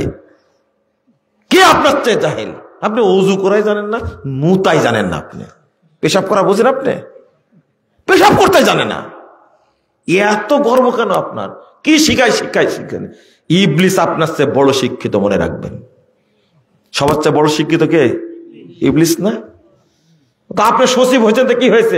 জাজ হয়েছেন তো কি হয়েছে? ইঞ্জিনিয়ার হয়েছেন তো কি হয়েছে? ডাক্তার হয়েছেন তো কি হয়েছে? আপনি শরীয়ত সম্পর্কে জানেন না, মানে আপনি অজ্ঞ, আপনি মূর্খ, আপনি জাহেল। জাহেল না হলে আপনি কসাই হন, ডাক্তার না হয়ে কসাই হয়েছেন, আপনি ডাকাত হয়েছেন। ইঞ্জিনিয়ার না হয়ে আপনি জানোয়ার হয়েছেন একটা। কেন জানোয়ার হলেন আপনি? আপনার ইঞ্জিনিয়ার গিরি করার কারণে আজকে পদ্মা সেতুতে যেখানে লাগবে 20,000 কোটি টাকা, খরচ হয়েছে 50,000 কোটি টাকা। এত টাকা কোথায় ঢুকাইছেন আপনি? কোথায় ঢুকাইছেন আপনি? প্রত্যেকটা প্রকল্পতে 200 গুণ, 300 গুণ, 3,000 গুণ, 4,000 গুণ বেশি খরচ হয়েছে। ও জানোয়ার সাহেব, আপনি স্বাক্ষর না করলে যে বিল তোলা যাবে না, এটা তো জানি আমরা। এটাও জানি না আমরা? বাংলাদেশের রাস্তাগুলোর অবস্থা কেন? কারা তৈরি করেছে রাস্তা? চিনি না আপনাদেরকে। আপনারা কত ভালো মানুষ। ও, আমি আপনাকে বিশ্লেষণ করছি, কিন্তু এর কারণ হলো আপনি অভিশপ্ত। আপনি কি? অভিশপ্ত। এটা আল্লাহর অভিশাপ, এটা আল্লাহর গজব, এটা আল্লাহর পক্ষ থেকে লানত, এটা আপনার উপরে। এই জন্য ভালো কাজ আপনার দ্বারা হয় না, হবেও না কোনোদিন। তওবা করেন, তওবা করেন। আমি বলতে গেছিলাম কি, মায়ের প্রথম কাজ হবে ফজরে 7 বছর বয়স হয়েছে, বেটা উঠো, ঘুমানো যাবে না, ওঠো সালাত পড়ো। আবার ডাকবে, ওঠো সালাত পড়ো। আহারে, কষ্টের সাথে বলছি, কিছু মনে করেন না আপনারা। কোনোদিন বলিনি, আজকে বলছি। আমার আব্বাকে দেখছি ডেকে ডেকে মসজিদে যাই, মসজিদে যায়, আজান দেয়, সালাত টালাত পড়ে বসে থেকে, জামাত হতে যাচ্ছে, আবার মসজিদ থেকে বাড়িতে আসে, আবার ডাকে। আমি এখনো পৃথিবীতে সবচেয়ে যে মানুষটাকে ভয় করি সেটা আমার বাপ। এখনো বেঁচে আছেন, এখনো মুরব্বী। আমি এখনো ভয় করি, কোনো ছাড় নাই। আপনি কি ভাবতে পারেন? ডাকলো, উঠেছে যখন তখন ডাকছে, আজান হলো আবার ডাকছে, যাওয়ার সময় আবার ডাকবে, মসজিদে যায়নি, মসজিদ থেকে আবার আসবে, আবার ডাকবে। এই বাপ, আমরা তো হতে পারবো না, আর এরকম বাপের সন্ধানও পাবেন না। আমি কথাটা আজকে গোপন কথাটা বলে ফেললাম কষ্টে। অথচ আমাদের বাপ মায়েরা, বর্তমানের বাপ মায়েরা যারা, তারা মনে করে আহারে বাচ্চাটা ঘুমাচ্ছে, কেমনে ডাকে, ওর 18-20 বছর বয়স, হুঁশি নাকি হয়নি, ও কোন মহিলার সাথে প্রেম করে বাচ্চা নিয়েছে ও বাপ মা জানেই না, ও নাকি এখনো শিশুই আছে, 4-5টা মেয়ের সাথে ওর সম্পর্ক, মেয়েদেরকে ধর্ষণ করে, ও নাকি বাচ্চায় আছে এখন পর্যন্ত। এই বাপ মা কি অভিশপ্ত না? ও যদি 7 বছর থেকে সালাত পড়তো, তাহলে কোন মেয়ের সাথে এই বাচ্চার রিলেশন করত? যে মেয়েটা শিখবে সালাত 7 বছর থেকে, এই মেয়েটা কখনো খারাপ হবে না। কি আমাদের বোন আত্মীয় স্বজন কিছু নাই নাকি? আমরা জানি না? আপনি কাকে শিখাতে চান এগুলো? আপনি কি বলেন? এটা মায়ের প্রথম কাজ। এই জোহরের সালাতের টাইম হয়েছে, সালাত পড়ো। বাহিরে আছে ছেলে, ফোন দিবে, আব্দুল্লাহ কোথায় আছো, সালাতের টাইম হয়েছে, আগে সালাত পড়ো। আর এটা মায়ের 1 নম্বর দায়িত্ব, 1 নম্বর দায়িত্ব, 1 নম্বর দায়িত্ব। যদি জীবনটা সুখময় করতে চান, প্রথম দায়িত্ব হবে এই 5 ওয়াক্ত সালাত আমার সন্তানরা পড়ছে কিনা। ওয়াক্ত হবে, সাথে সাথে মা রেডি, এই ওয়াক্ত হয়ে গেছে, সালাত পড়ো। কে কোথায় আছো? বাড়িতে নাই, সালাত পড়েছো, সালাত পড়ে দাও। এটা মা প্রথম করবে। মাত্র 3 বছরে কর্মসূচি পালন করলে বাকি 80 বছর তার এইভাবে যাবে ইনশাআল্লাহ। বুঝেন মনে হয় কথাটা? শিখান আগে, আপনি শিখানে ব্যর্থ হয়েছেন আপনি। তো মা তো নিজেই জোহরের সালাত 3টায় পড়ে, ছেলে পড়েছে না খোঁজ নিবে? মা অন্য সব খোঁজ দিতে জানে। এই ক্লাসের টাইম হয়ে যাচ্ছে, তাড়াতাড়ি বের হ, তাড়াতাড়ি বের হ, খাওয়া দাওয়া কর, খুব রেডি। স্কুল টাইমে মা কি করে বলেন তো দেখি? আগে লাঠি নাই হাতে, বের হ তাড়াতাড়ি, পড়তে যাবি না মানে? স্কুলে কি যেতে চায় ছাত্ররা বলেন তো? কি পৃথিবীতে এরকম কোন ছাত্র আছে যে চাই আমি স্কুলে যাবা? আর রবি ঠাকুর তাই বলছে যে শিক্ষক মরে না কেন। রবি ঠাকুর সে বলছে, নিজে লেখছে, আমার খালি মনে হতো একজন শিক্ষক মরে গেলে কত ভালো হতো। রবি ঠাকুর যখন এই কথা বলেছে, পৃথিবীর কোনো লোক নাই যে ইচ্ছা করি পড়েও, ক্লাস অন্তত যেতে চায় না। ছাত্র জীবন সুখের জীবন যদি না হয় পরীক্ষা, এটা জানেন তো ভালো করে। তাহলে কোন ছাত্রই চায় না স্কুলে যায় প্রতিদিন। এর চেয়ে বড় কষ্টের জার্নি আর কিছু নাই, ক্লাসে যাওয়া। কিন্তু মা বলছে একবার আজরাইলের মতো মা রেডি, ওই স্কুলে যাবি না মানে পিঠটা ছাল তুলে দেব। ও মা, সালাতের টাইম হলে এরকম করতে পারেন না আপনি? দাঁত বের করতে পারেন না আপনি? খেতে দেব না তোকে, সালাত পড় আগে। পারেন না কেন? পারেন না কেন? পিঠায় লাল করে দিবেন। স্কুলে না গেলে মারতে হতে হবে, এইটা আল্লাহ বলেননি, রাসূল বলেননি। কিন্তু সালাত না পড়লে কি বলেছেন? পিটাও, পজিটিভ তাদের লাগাও পিটনে একবারে। আপনি কি বুঝলেন? প্রথম কাজ কর্ম, একজন মায়ের প্রথম কর্মসূচি কি বলে তো? কি বললাম? প্রথম কর্মসূচি কি বললাম? সালাত পড়া, বাচ্চাদেরকে কি করা। আর ও তো নিজের দায়িত্ব পালন করবে, দায়িত্বের কথা বললাম। প্রথম দায়িত্ব হলো বাচ্চাদের উপরে ঠিক টাইমে, সালাতের টাইমে সালাত পড়ায় নেওয়া। কিন্তু কোনো মা এটা পারে না, বাকি কাজ করে। এই যে ক্লাস করে আসলো, মনে করেন দুপুরে খেতে না খেতে বিকালে প্রাইভেট, এই রেডি হ তাড়াতাড়ি, টিচার চলে এসেছে, দেখছেন ও রেডি, কিন্তু তাড়াতাড়ি জামা কাপড় গুলো রেডি করে দিয়ে সাথে সাথে বলবে তাড়াতাড়ি প্রাইভেট আসছে, প্রাইভেট আসছে। তাও কি প্রাইভেট পড়বে? অঙ্ক পড়বে। কি পড়বে? বীজগণিত পড়বে, পাটিগণিত পড়বে, ইংরেজি পড়বে। এই জন্য মার রেডি একবারে। আমার দাদা ইংরেজি বলতেন তো, তাই বলতেছি, দাদার ভাষা।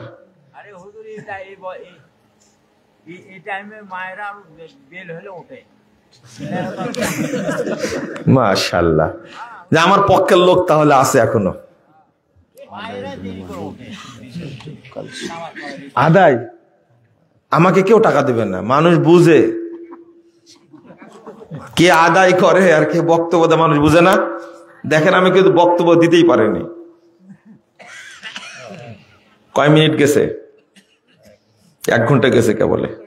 ছোট্ট যে বিষয়টা বুঝাতে চেয়েছিলাম ওটাকে বুঝা একটু রাগ করলেন। মহিলারা আজকে সারাদিন গালিগালাজ করবে আমাকে, করেন তবু ভালো হয়ে যান। ওয়াক্ত হলে সালাত আদায় করবেন, বলেন ইনশাআল্লাহ। আল্লাহ তুমি আমাদেরকে তৌফিক দান করো, বলেন তো। আবার আল্লাহুম্মা আমিন বলছে ইনশাআল্লাহ না। এই দেখেন কি অবস্থা, দেখেন সূরা ফাতিহার পরে কি বলেন? আমিন। তার আগে কি?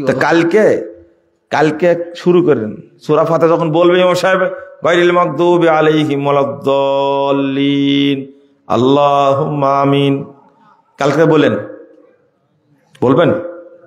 এখানে বললেন কেন? এত বড় দোয়া, তাই বলছেন আমিন। আর এখানে ছোট একটা দোয়াতে আবার যোগ করছেন আল্লাহুম্মা, মানে খালি যোগ করাই বুঝেন আপনারা।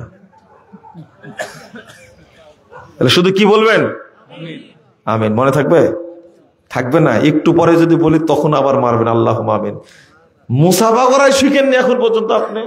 মুসাফা করার সময় 2 হাত দেন, লজ্জাও নাই, শরমও নাই, হাওয়া নাই, বুদ্ধি নাই, বোধও নাই, মানে একবারে হাবলা। আপনি মুসাফাটা সঠিকভাবে করতে পারেন না, তা আপনি কি বলবো? শিক্ষিত বলবো আপনাকে? আল্লাহ যেন আমাদেরকে আউয়াল ওয়াক্তে সালাত পড়ার তৌফিক দান করেন, আমিন। আল্লাহ তৌফিক না দিলে তো কেউ পারবে না, পারবে কি? আগে বলি ইমামদেরকে যেন আল্লাহ তৌফিক দান করে, একবারে। ঠিক বলছেন কেন? বন্ধু মানুষ তাই বলতেছি। কয়টা আজান দেন?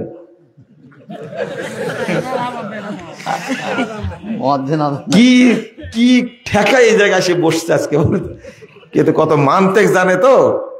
শোনেন, বড় একজন আলেম মানুষ, হ্যাঁ বড় একজন আলেম মানুষ, কিন্তু কাঁথা সেলাই করতে যে ওই গতিটাই ভুলে গেছে। নাম হলো সেলিম রাজা। আপনারা কি বলেন? রেজা, রেজবি।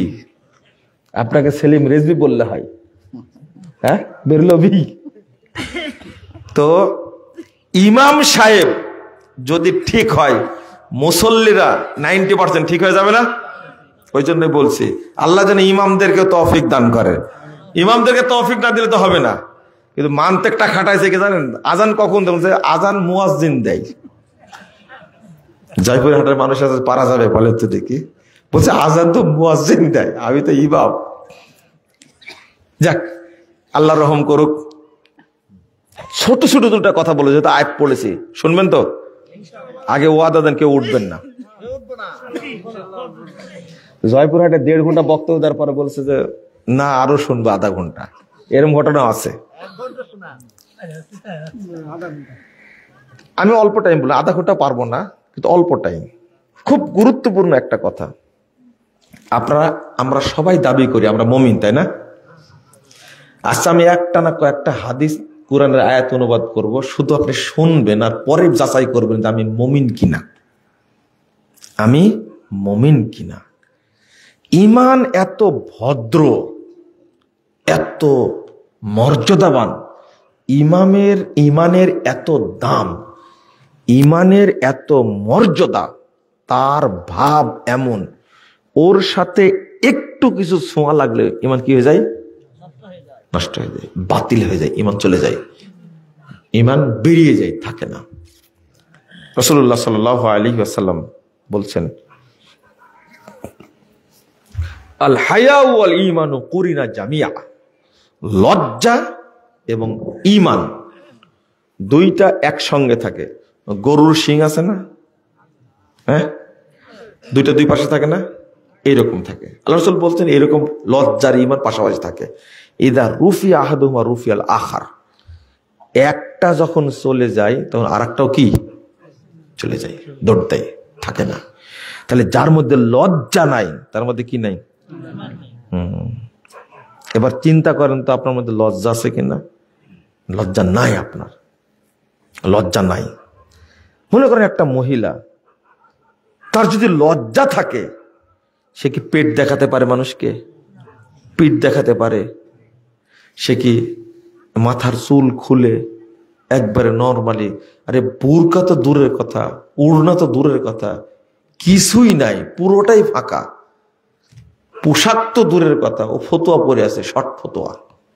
বলেন তো এই মহিলা নাকি নামাজ পড়ে, ওর ঈমান আছে? নাই। ওর লজ্জা নাই। লজ্জা থাকলে, যেমন কিছু মহিলা কথা বলছিল আমরা শুনলাম, আপনি বলেন তো লজ্জা আছে কিনা? নগদ নগদ, বাকি না। বলেন তো লজ্জা নাই মানে কি? ঈমান নাই, ঈমান নাই। থামেন, আরো বলছি, খালি শুনেন। এটা 58 নম্বর হাদিস, মুস্তাদরাক হাকিমের মধ্যে এসেছে। রাসূলুল্লাহ সাল্লাল্লাহু আলাইহি ওয়াসাল্লাম বলেছেন, লা ইয়াজতামিআনি ফি কলবি আবদিন আল ঈমান ওয়াল হাসাদ। 3109 নম্বর হাদিস, নাসাইর মধ্যে এসেছে। দুইটা জিনিস কখনো আদমের অন্তরে এক জায়গায় হয় না, হিংসা আর ঈমান। হিংসা আর ঈমান। যার অন্তরে হিংসা আছে তার অন্তরে কি নাই? তাহলে কি বুঝতে পারলেন আপনি? হিংসা যার মধ্যে আছে তার মধ্যে ঈমান নাই, নাই, নাই, নাই। 9 নম্বর হাদিস, পরের হাদিসটা, আল্লাহ রাসূল সাল্লাল্লাহু আলাইহি ওয়াসাল্লাম বলেন, লা ইয়াস্তামিউ আশ-শাহু ওয়াল ঈমান ফি কলবি আবদিন। আল্লাহ রাসূল বলেছেন কৃপণতা আর ঈমান কখনো এক জায়গায় থাকে না। যে ব্যক্তি কৃপণ, সে কি বখিল, যে ব্যক্তি, তার মধ্যে কি নাই? ঈমান নাই। এই বখিলের ঈমান থাকলে দরিদ্র মানুষকে দান করত, কিন্তু বখিল করে না। আল্লাহ রাসূল সাল্লাল্লাহু আলাইহি ওয়াসাল্লাম বলছেন, আল হায়াউ ওয়াল ইয়ু শুবাতুম মিনাল ঈমান। 2027 নম্বর হাদিস, 2027 নম্বর হাদিস তিরমিজির মধ্যে এসেছে। আল্লাহ রাসূল বলছেন, আল হায়াউ ওয়াল ইয়ু শুবাতুম মিনাল ঈমান। লজ্জা এবং অল্প কথা, লজ্জা এবং অল্প কথা যে বলে এই ব্যক্তি মুমিন, এই ব্যক্তি মুমিন। ওয়াল বাযাউ ওয়াল বায়ানু শুবাতুম মিনান নিফাক। আল্লাহ রাসূল বলছেন, যে ব্যক্তির মুখ খারাপ, মুখটা খুবই অশ্রাব্য ভাষা বের হয়, আপনি যে ভাষায় কথা বলেন, আপনি আপনার স্ত্রীকে এত নোংরা ভাষায় গালি দেন, আপনার স্ত্রীর কাছে না শুনলে বোঝা যাবে না আপনার মুখ থেকে কেমন ভাষা বের হয়। এত নোংরা ভাষায় গালি দেয়, মনে হয় যে আপনি বস্তিতে জন্ম নিয়েছেন। বস্তি বুঝেন? এত খারাপ ভাষা কাকে বলবে? যখন দুই রিকশাওয়ালা ঝগড়া লাগবে তখন শুনবেন, দুই মহিলা যখন গ্রামে ঝগড়া লাগবে তখন বুঝবেন ভাষা কাকে বলে। যার মুখ থেকে খারাপ ভাষা বের হয় ওই ব্যক্তি কি? মুনাফিক। ওই ব্যক্তি কি? মুনাফিক। ওই ব্যক্তি কি? মুনাফিক। ওয়াল বায়ান, আর যদি বক বক করে সারাদিন, এত কথা বলে। মুনাফিকদের সংখ্যা কেন বেশি হয়েছে দেখেন। ভদ্র মানুষ বলছে, আমি মনে হয় কথা বেশি বলে ফেললাম, আমি একটু কথা বেশি বলি। কেমন জাহেলে জাহেল, কথা বললে বলে কি আমি একটু কথা বেশি বলি, মানে ক্রেডিট নিতে চাই। বেয়াকুব, তুমি তো মুনাফিক। এই কথা কে বলছেন? আমি বলছি? কে বলছেন? রাসূল সাল্লাল্লাহু আলাইহি ওয়াসাল্লাম বলছেন, যে বক বক করে, বেশি কথা বলে, সে কি? মুনাফিক। ওর মধ্যে ঈমান আছে? অর্থাৎ যে মুখ দিয়ে খারাপ ভাষা প্রয়োগ করে এ ব্যক্তি মুনাফিক, ঈমান নাই। যে ব্যক্তি বেশি কথা বলে সে ব্যক্তি কি? মুনাফিক, তার মধ্যে ঈমান নাই।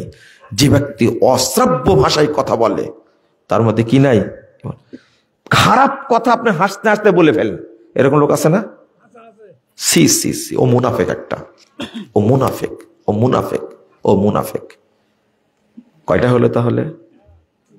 আল্লাহ রাসূল সাল্লাল্লাহু আলাইহি ওয়াসাল্লাম বলছেন, ইজা জানাল আব্দ, বান্দা তখন জিনা করে, খরাজা মিনহুল ঈমান ফাকানা ফাওকা রাসিকা যুল্লাহ, ঈমান বেরিয়ে চলে যায় জিনা যখন করে। যে ব্যক্তি, এ দেখেন, যে ব্যক্তি দুই চোখ দিয়ে মোবাইল হাতে ধরে উলঙ্গ মহিলার ছবি দেখে, এই ব্যক্তির মধ্যে ঈমান আছে? নাই। আপনি টেলিভিশনের সামনে খবর দেখছেন, যে মেয়েটা খবর পড়ছে, এই মেয়েটা এত সুন্দর গেটআপ দিয়ে সেজে গুজে আসছে, কিসের খবর শোনা? সারাদিন ওর দিকে তাকায় আছেন আপনি। বলেন তো আপনার ঈমান আছে কিনা? নেই।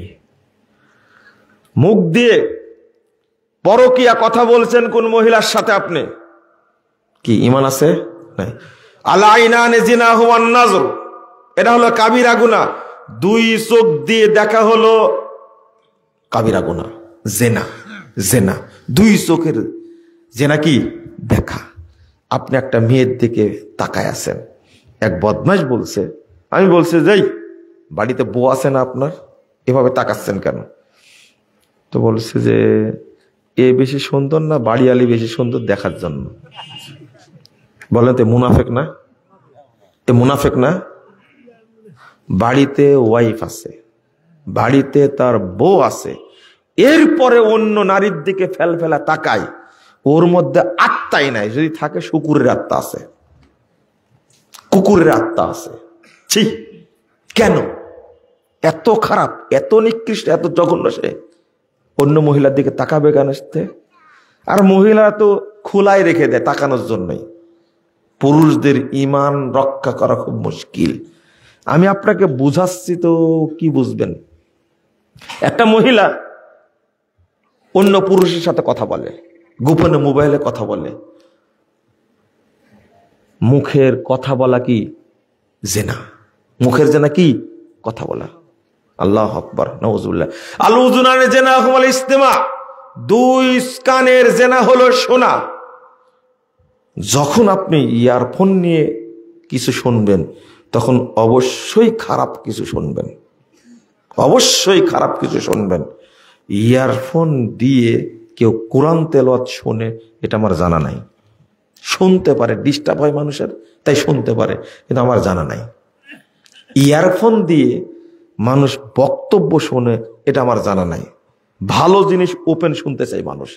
যখন ইয়ারফোন দেয় তখন কি, যাদের ইয়ারফোন আছে, যারা নোংরা কিছু শুনে, গান শুনে, বলে যে রবি ঠাকুরের গান না শুনলে আমার ঘুমই হয় না, লালন শয়তানের গান না শুনলে আমার কখনো তৃপ্তি হয় না, এরা হলো মুনাফিক, এরা বেঈমান, এরা মুনাফিক, এরা বেঈমান, এরা জেনা করে। কিসের জেনা এটা? কানের জেনা। ঈমান আছে নাই? আহারে, কথা বলছে প্রেমিকার সাথে, দেখা হলো, হাত ধরলো, কি হাতের জেনা। হেঁটে গেছে, কিসের জেনা? পায়ের জেনা। বলেন তো ঈমান আছে কিনা? নাউজুবিল্লাহ, নাউজুবিল্লাহ, আস্তাগফিরুল্লাহ, আস্তাগফিরুল্লাহ। বাংলাদেশের নায়ক নায়িকা এই লুচ্চাগুলো বাংলাদেশের ছেলেদেরকে নষ্ট করে দিল, মেয়েদেরকে নষ্ট করে দিল। সারা বাংলাদেশে করোনা ভাইরাসের চেয়েও মারাত্মক ক্যান্সারের মতো রূপ নিয়েছে এই সমস্ত। আর আপনি আপনার সন্তানকে ওই নায়ক বানানোর চেষ্টা করছেন, ক্রিকেটার বানানোর চেষ্টা করছেন। ও হবে বাংলাদেশের সেরা শয়তান, হবে সেরা বদমাশ হবে। আপনি কেমনে করতে পারেন এগুলো?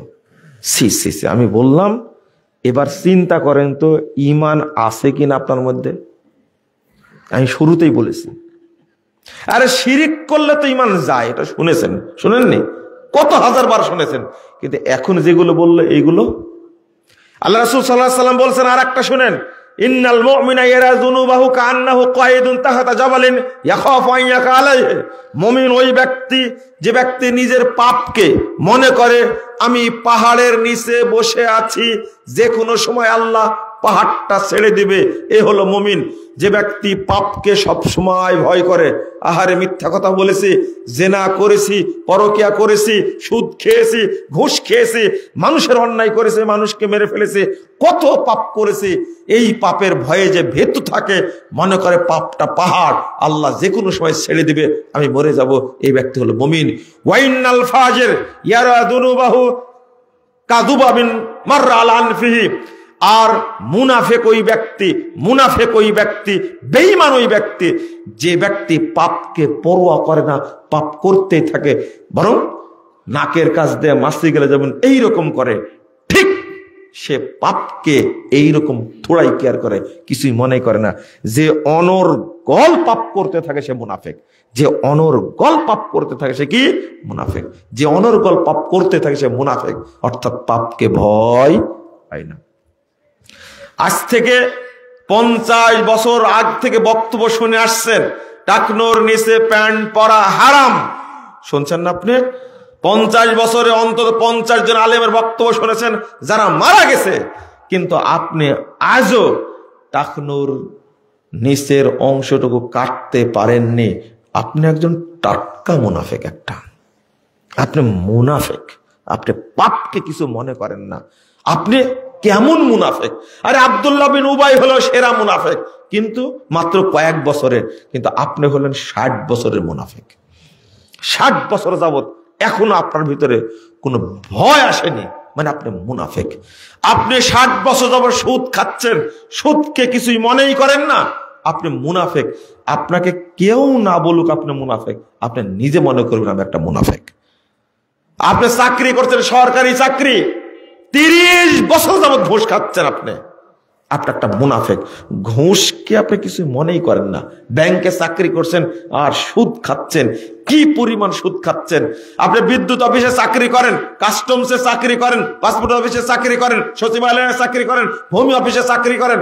আপনি ঘুষ খেতে আছেন, মানুষকে অত্যাচার করতে আছেন, টাকা না দিলে স্বাক্ষর করেন না।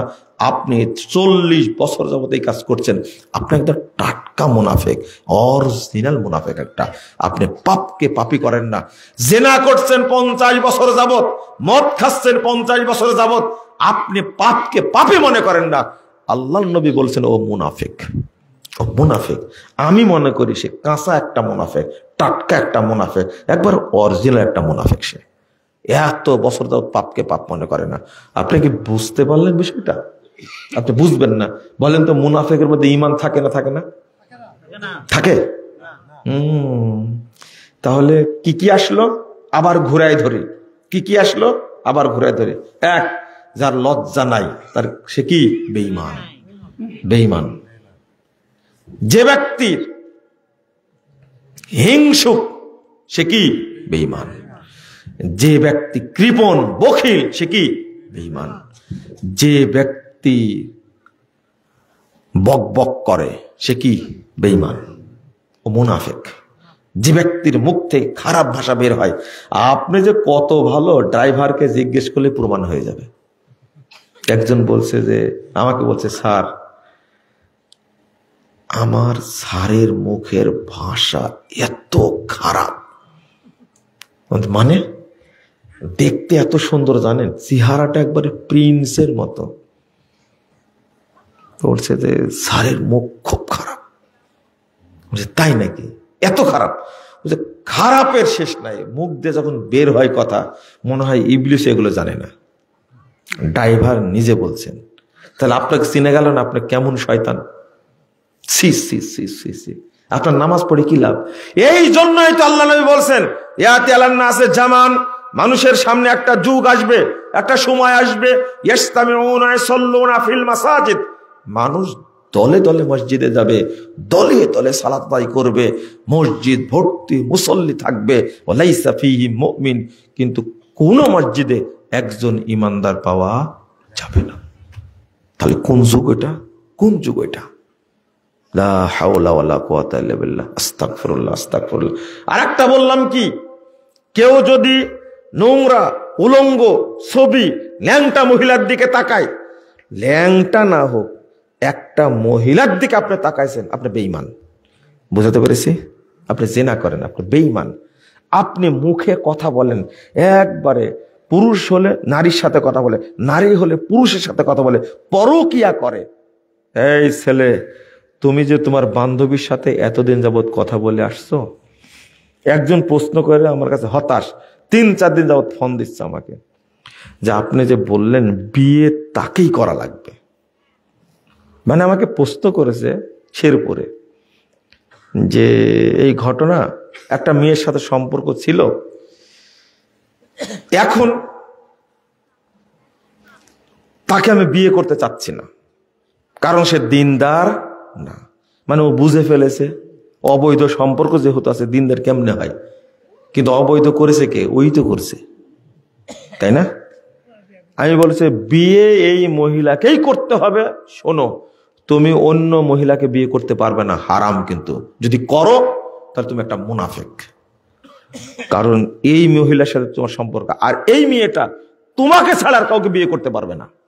এখন দুইজনের বিয়ে করা কি ফরজ, কারণ তোমরা গোপনে কথা বলেছো, আরো অন্যায় করেছে কিনা তোমরা জানো, বিয়ে অন্য জায়গায় করতে পারবে না।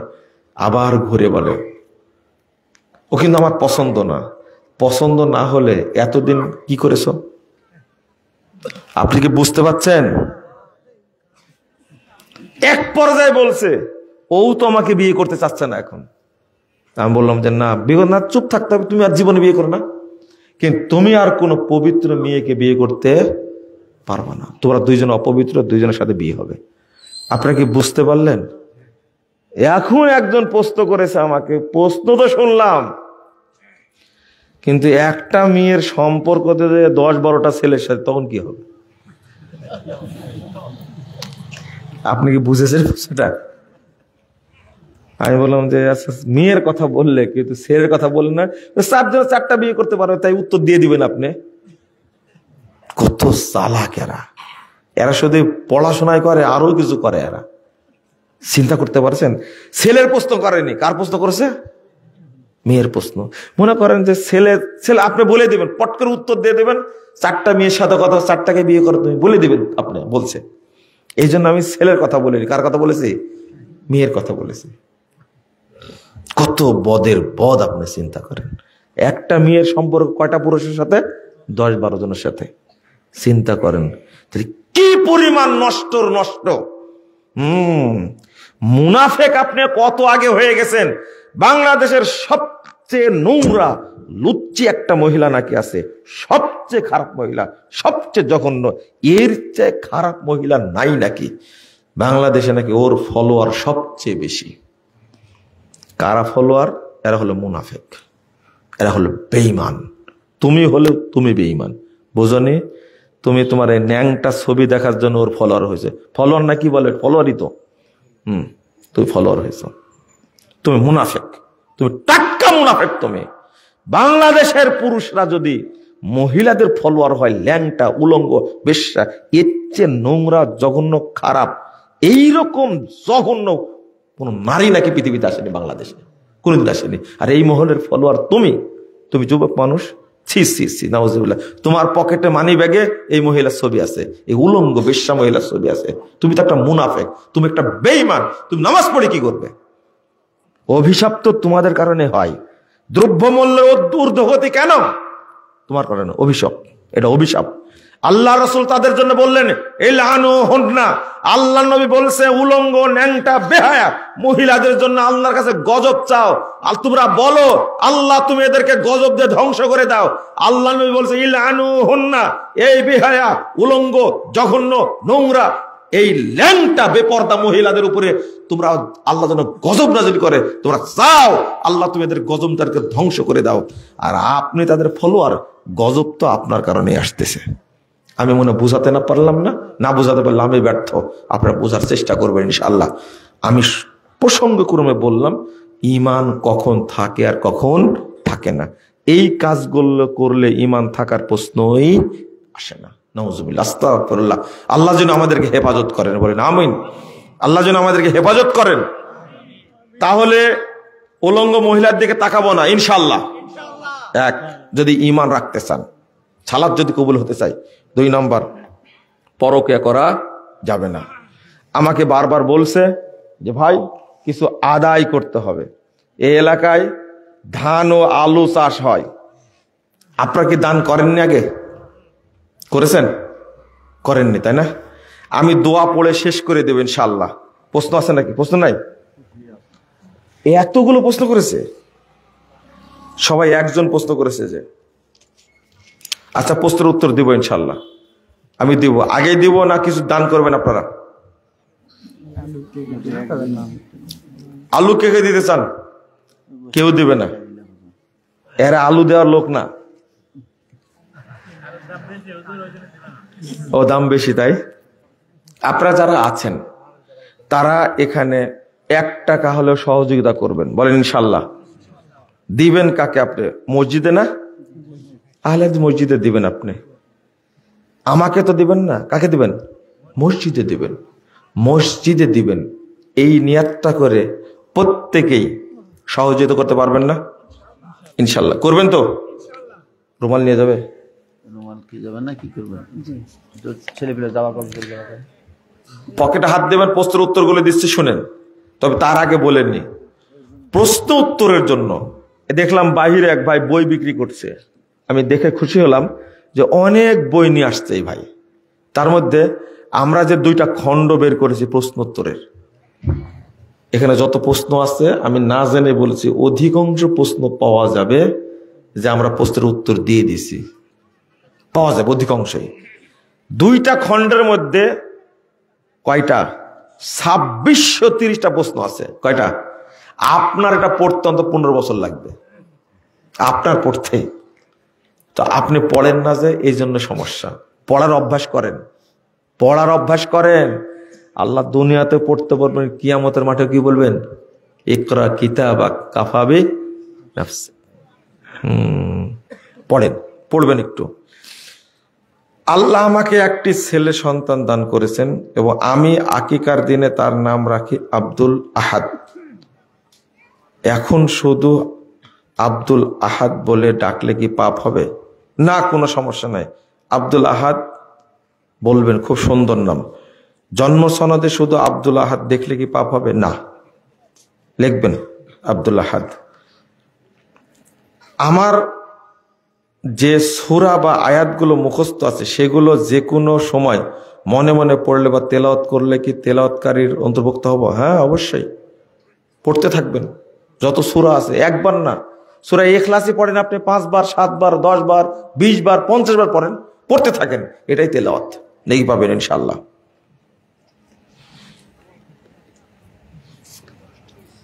যে বাসায় স্বামী ও ছেলে মেয়ে ছাড়া আর কেউ থাকে না, সেই বাসায় একজন মহিলা কি সবসময় মাথায় কাপড় না দিয়ে থাকতে পারে? স্বামী ও ছেলে ছাড়া দরকারই নাই, মাথায় কাপড় দেবো কেন?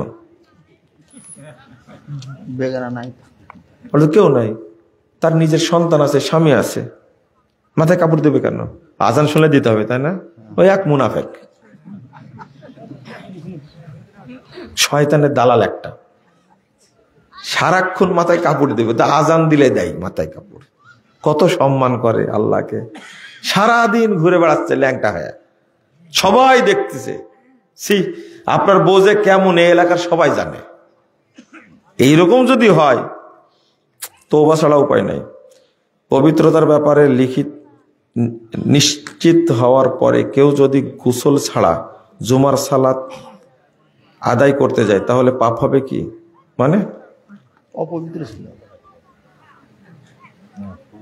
না না, পবিত্রতার ব্যাপারে দিনের বেলা গোসল না করে জুমার সালাতে গেছে, কোনো সমস্যা নাই, জুমার সালাত হবে। গোসল করাটা ভালো। ফজর ও জহরের সালাতের সময় তাহিয়াতুল মসজিদ সালাত আদায় করতে হবে কি? আপনি সময় পেলে করবেন, আর না করলেও যদি অভ্যাস থাকে তাহিয়াতুল মসজিদ পড়ার, তাহলে জহরের সুন্নাত পড়লে আপনার তাহিয়াতুল মসজিদ পড়া লাগবে না, অভ্যাস থাকে। আর যদি অভ্যাস না থাকলে তাহলে আর নেকি হবে না আপনার। অনুরূপভাবে ফজরের সালাত 2 রাকাত সুন্নাত পড়বেন, শুধু 2 রাকাত সুন্নাত পড়লে তাহিয়াতুল মসজিদের নেকি আপনি পাবেন যদি অভ্যাস থাকে। জহরের ফরজ সালাতের আগে ও পরে 4 রাকাত করে সুন্নাত সালাত আছে, তার গুরুত্ব অনেক। প্রশ্ন, সেই সুন্নাতগুলো 2-2 করে 4 রাকাত 2-2 করে পড়তে পারবেন, একসঙ্গে 4 রাকাতও পড়তে পারবেন, দুইটাই দলিল আছে, কোনো সমস্যা নাই। জামাতে সালাত আদায়ের সময় ইমাম সাহেব ডানে বামে সালাম শেষ করার পরে আমি শুরু করব নাকি ইমামের সাথে সাথে সালাত শুরু করব? ভালো, 2 দিকে সালাম ফিরানোর পরে আপনি সালাম ফিরাবেন, বুঝা গেছে? আর যদি সালাত কাজা থাকে আপনার, অর্থাৎ ফেল করেছেন আপনি, 1 রাকাত 2 রাকাত বাকি আছে, তাহলে একদিকে সালাম ফিরানোর পরে আপনি উঠতে পারবেন, ঠিক আছে? শেখ আলবানী রাহিমাহুল্লাহ বলছেন যে একদিকে সালাম ফিরালেই উঠতে পারবে, কারণ সালাম একটা দেওয়াটা হলো ফরজ। এক সালামেও সালাত কি হয়ে যায়? পূর্ণ হয়ে যায়। রুকু থেকে উঠার পরে সামি আল্লাহু লিমান বলার রাব্বানা লাকাল হামদ, নাকি ইমাম সাহেব বলবে সামি আল্লাহু লিমান হামিদা? কি বলেন? ইমাম মুক্তাদি উভয়ই বলবে সামি আল্লাহু লিমান হামিদা। রাত্রি সালাতে কেরাত পাঠ উচ্চ স্বরে নাকি আস্তে আস্তে? মাঝামাঝিতে করবেন, খুব জোরে না খুব আস্তেও না। ওয়াজ মাহফিলে প্রজেক্টরের মাধ্যমে মহিলাদের বক্তব্য শোনানো বা দেখানো কবিরা গুনাহ, এমনটা বলেছেন এক মসজিদের ইমাম। ইমাম জানে না তাই বলেছে। মহিলারা আলোচনা শুনতে পারে প্রজেক্টরের মাধ্যমে, কারণ মহিলারা আল্লাহ রাসূল সাল্লাল্লাহু আলাইহি ওয়াসাল্লামের কাছে এসে মাসালা জানতেন, ঠিক আছে? কোনো সমস্যা নেই। কোন মানুষ জাহাজে ডুবে মারা যায়, তাদের কবর কোথায়? আর তাদের জানাজা নামাজের ব্যাপারে ইসলাম কি বলে? ডুবে মারা গেছে, যদি আপনি নিশ্চিত হন তাহলে আপনি গায়েবানা জানাজা করে নেবেন, কোনো সমস্যা নাই। গায়েবানা জানাজা তখন চলে যখন কোনো লাশের জানাজা হয় না। লাশের জানাজা হয়ে গেলে ওই আর গায়েবানা জানাজা চলবে না। আপনারা তো পড়তেই আছেন, হিজবুল্লাহর কে মারা গেল তো পড়লেন তো সবাই মিলে, তাই না? হ্যাঁ, বাশারও মনে মারা গেছে, বিমান দুর্ঘটনায় মারা গেছে। দেখেন কালকে জানাজা করা যায় কিনা।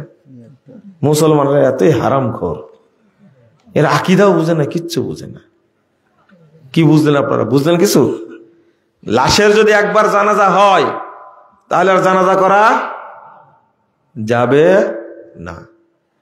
আপনারা কত মানুষের জানাজা পড়েন এমনি এমনি খামাখা, তিনবার চারবার জানাজা মানে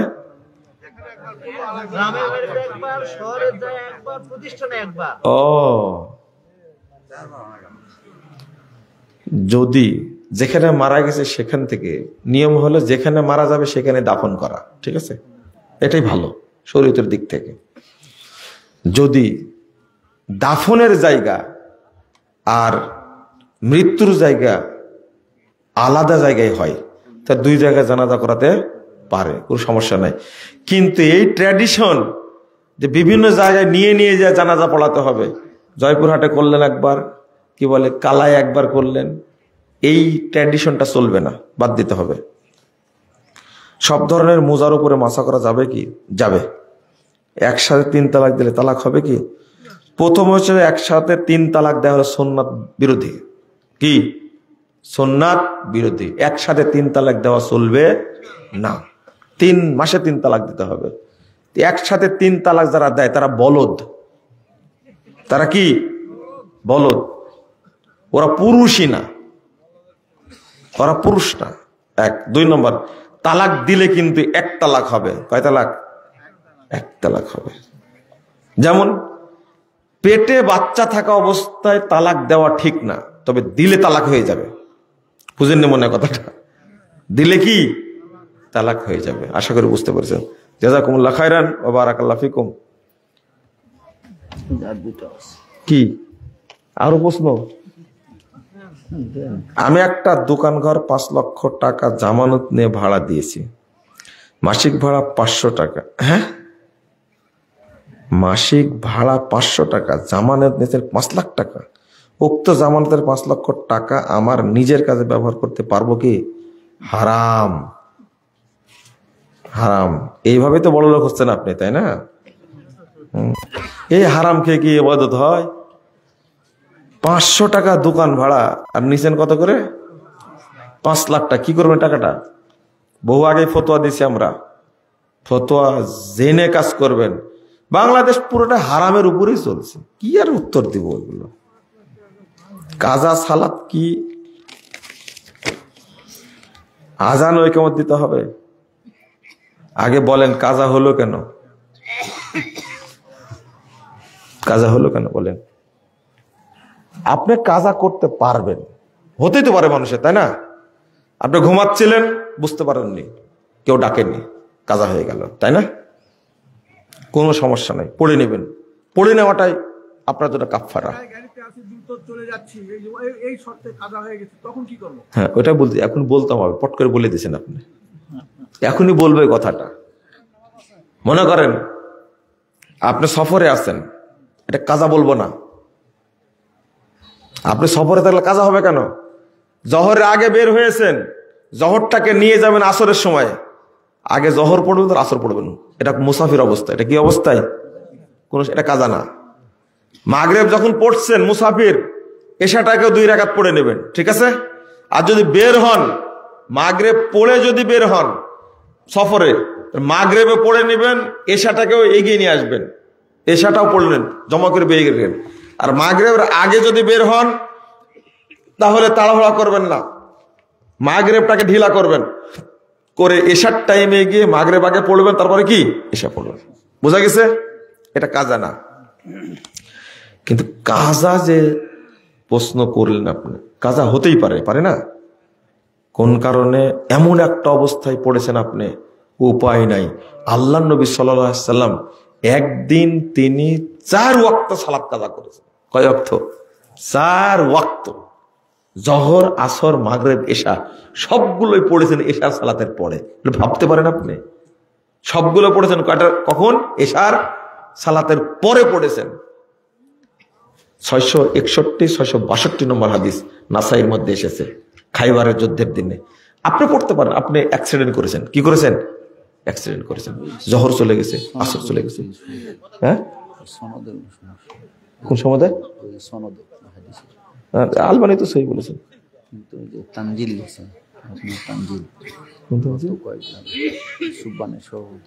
তাই নাকি? না, মুহাদ্দিস কোন হাদিস সহি বলেছেন। বুখারীর হাদিস যেটা আছে, না বুখারীর হাদিস যেটা আসছে, বুখারীর হাদিস আছে 3 ওয়াক্ত সালাত পড়েছেন। কাজা করে। রাসূল সাল্লাল্লাহু আলাইহি ওয়াসাল্লাম কি জন্য কাজা করতে পারেন? কথা কি বুঝতে পারলেন আপনারা? কি জন্য? যুদ্ধ না, আপনি অ্যাক্সিডেন্ট করেছেন, হয় যদি যুদ্ধ হয় করতে পারেন, কোনো সমস্যা নেই। রাসূল সাল্লাল্লাহু আলাইহি ওয়াসাল্লাম করেছেন খাইবারের যুদ্ধের দিনে, এবং বদদোয়া করেছেন, সহিহ বুখারীর হাদিস, যে আমাদেরকে আসর পড়তে দেয়নি তারা। আসরটা পড়েছেন কখন? মাগরিবের পরে, হাদিস আসছে। কি জন্য বলছে? ও আপনি অ্যাক্সিডেন্ট করেছেন, এত অসুস্থ, আপনার কিছুই করার না, 2 ওয়াক্ত 3 ওয়াক্ত 4 ওয়াক্ত কাজা হয়ে গেছে, এরপর আপনি সিরিয়াল পড়বেন। কি পড়বেন? সিরিয়াল পড়ে নেবেন। জীবনে অনেক সালাত কাজা হয়ে গেছে, তার জন্য পড়েনি। জীবনে অনেক সালাত কাজা হয়ে গেছে, পড়েনি। তওবা, তওবা, তওবা করতে হবে, আর অনেক দান সাদকা করতে হবে। তওবা করতে হবে, অনেক দান সাদকা করতে হবে। কাজা সালাতের কিরাত জোরে না আসতে হবে। জোরের সালাত জোরে পড়বেন, আস্তের সালাত কি আস্তে পড়বেন। আশা করি বুঝতে পেরেছেন। পড়েন সুবহানাকা আল্লাহুম্মা ওয়া বিহামদিকা আশহাদু আল্লা ইলাহা ইল্লা আনতা আস্তাগফিরুকা ওয়া আতুবু ইলাইকা। ওয়াসসালামু আলাইকুম ওয়া রাহমাতুল্লাহি ওয়া বারাকাতুহু।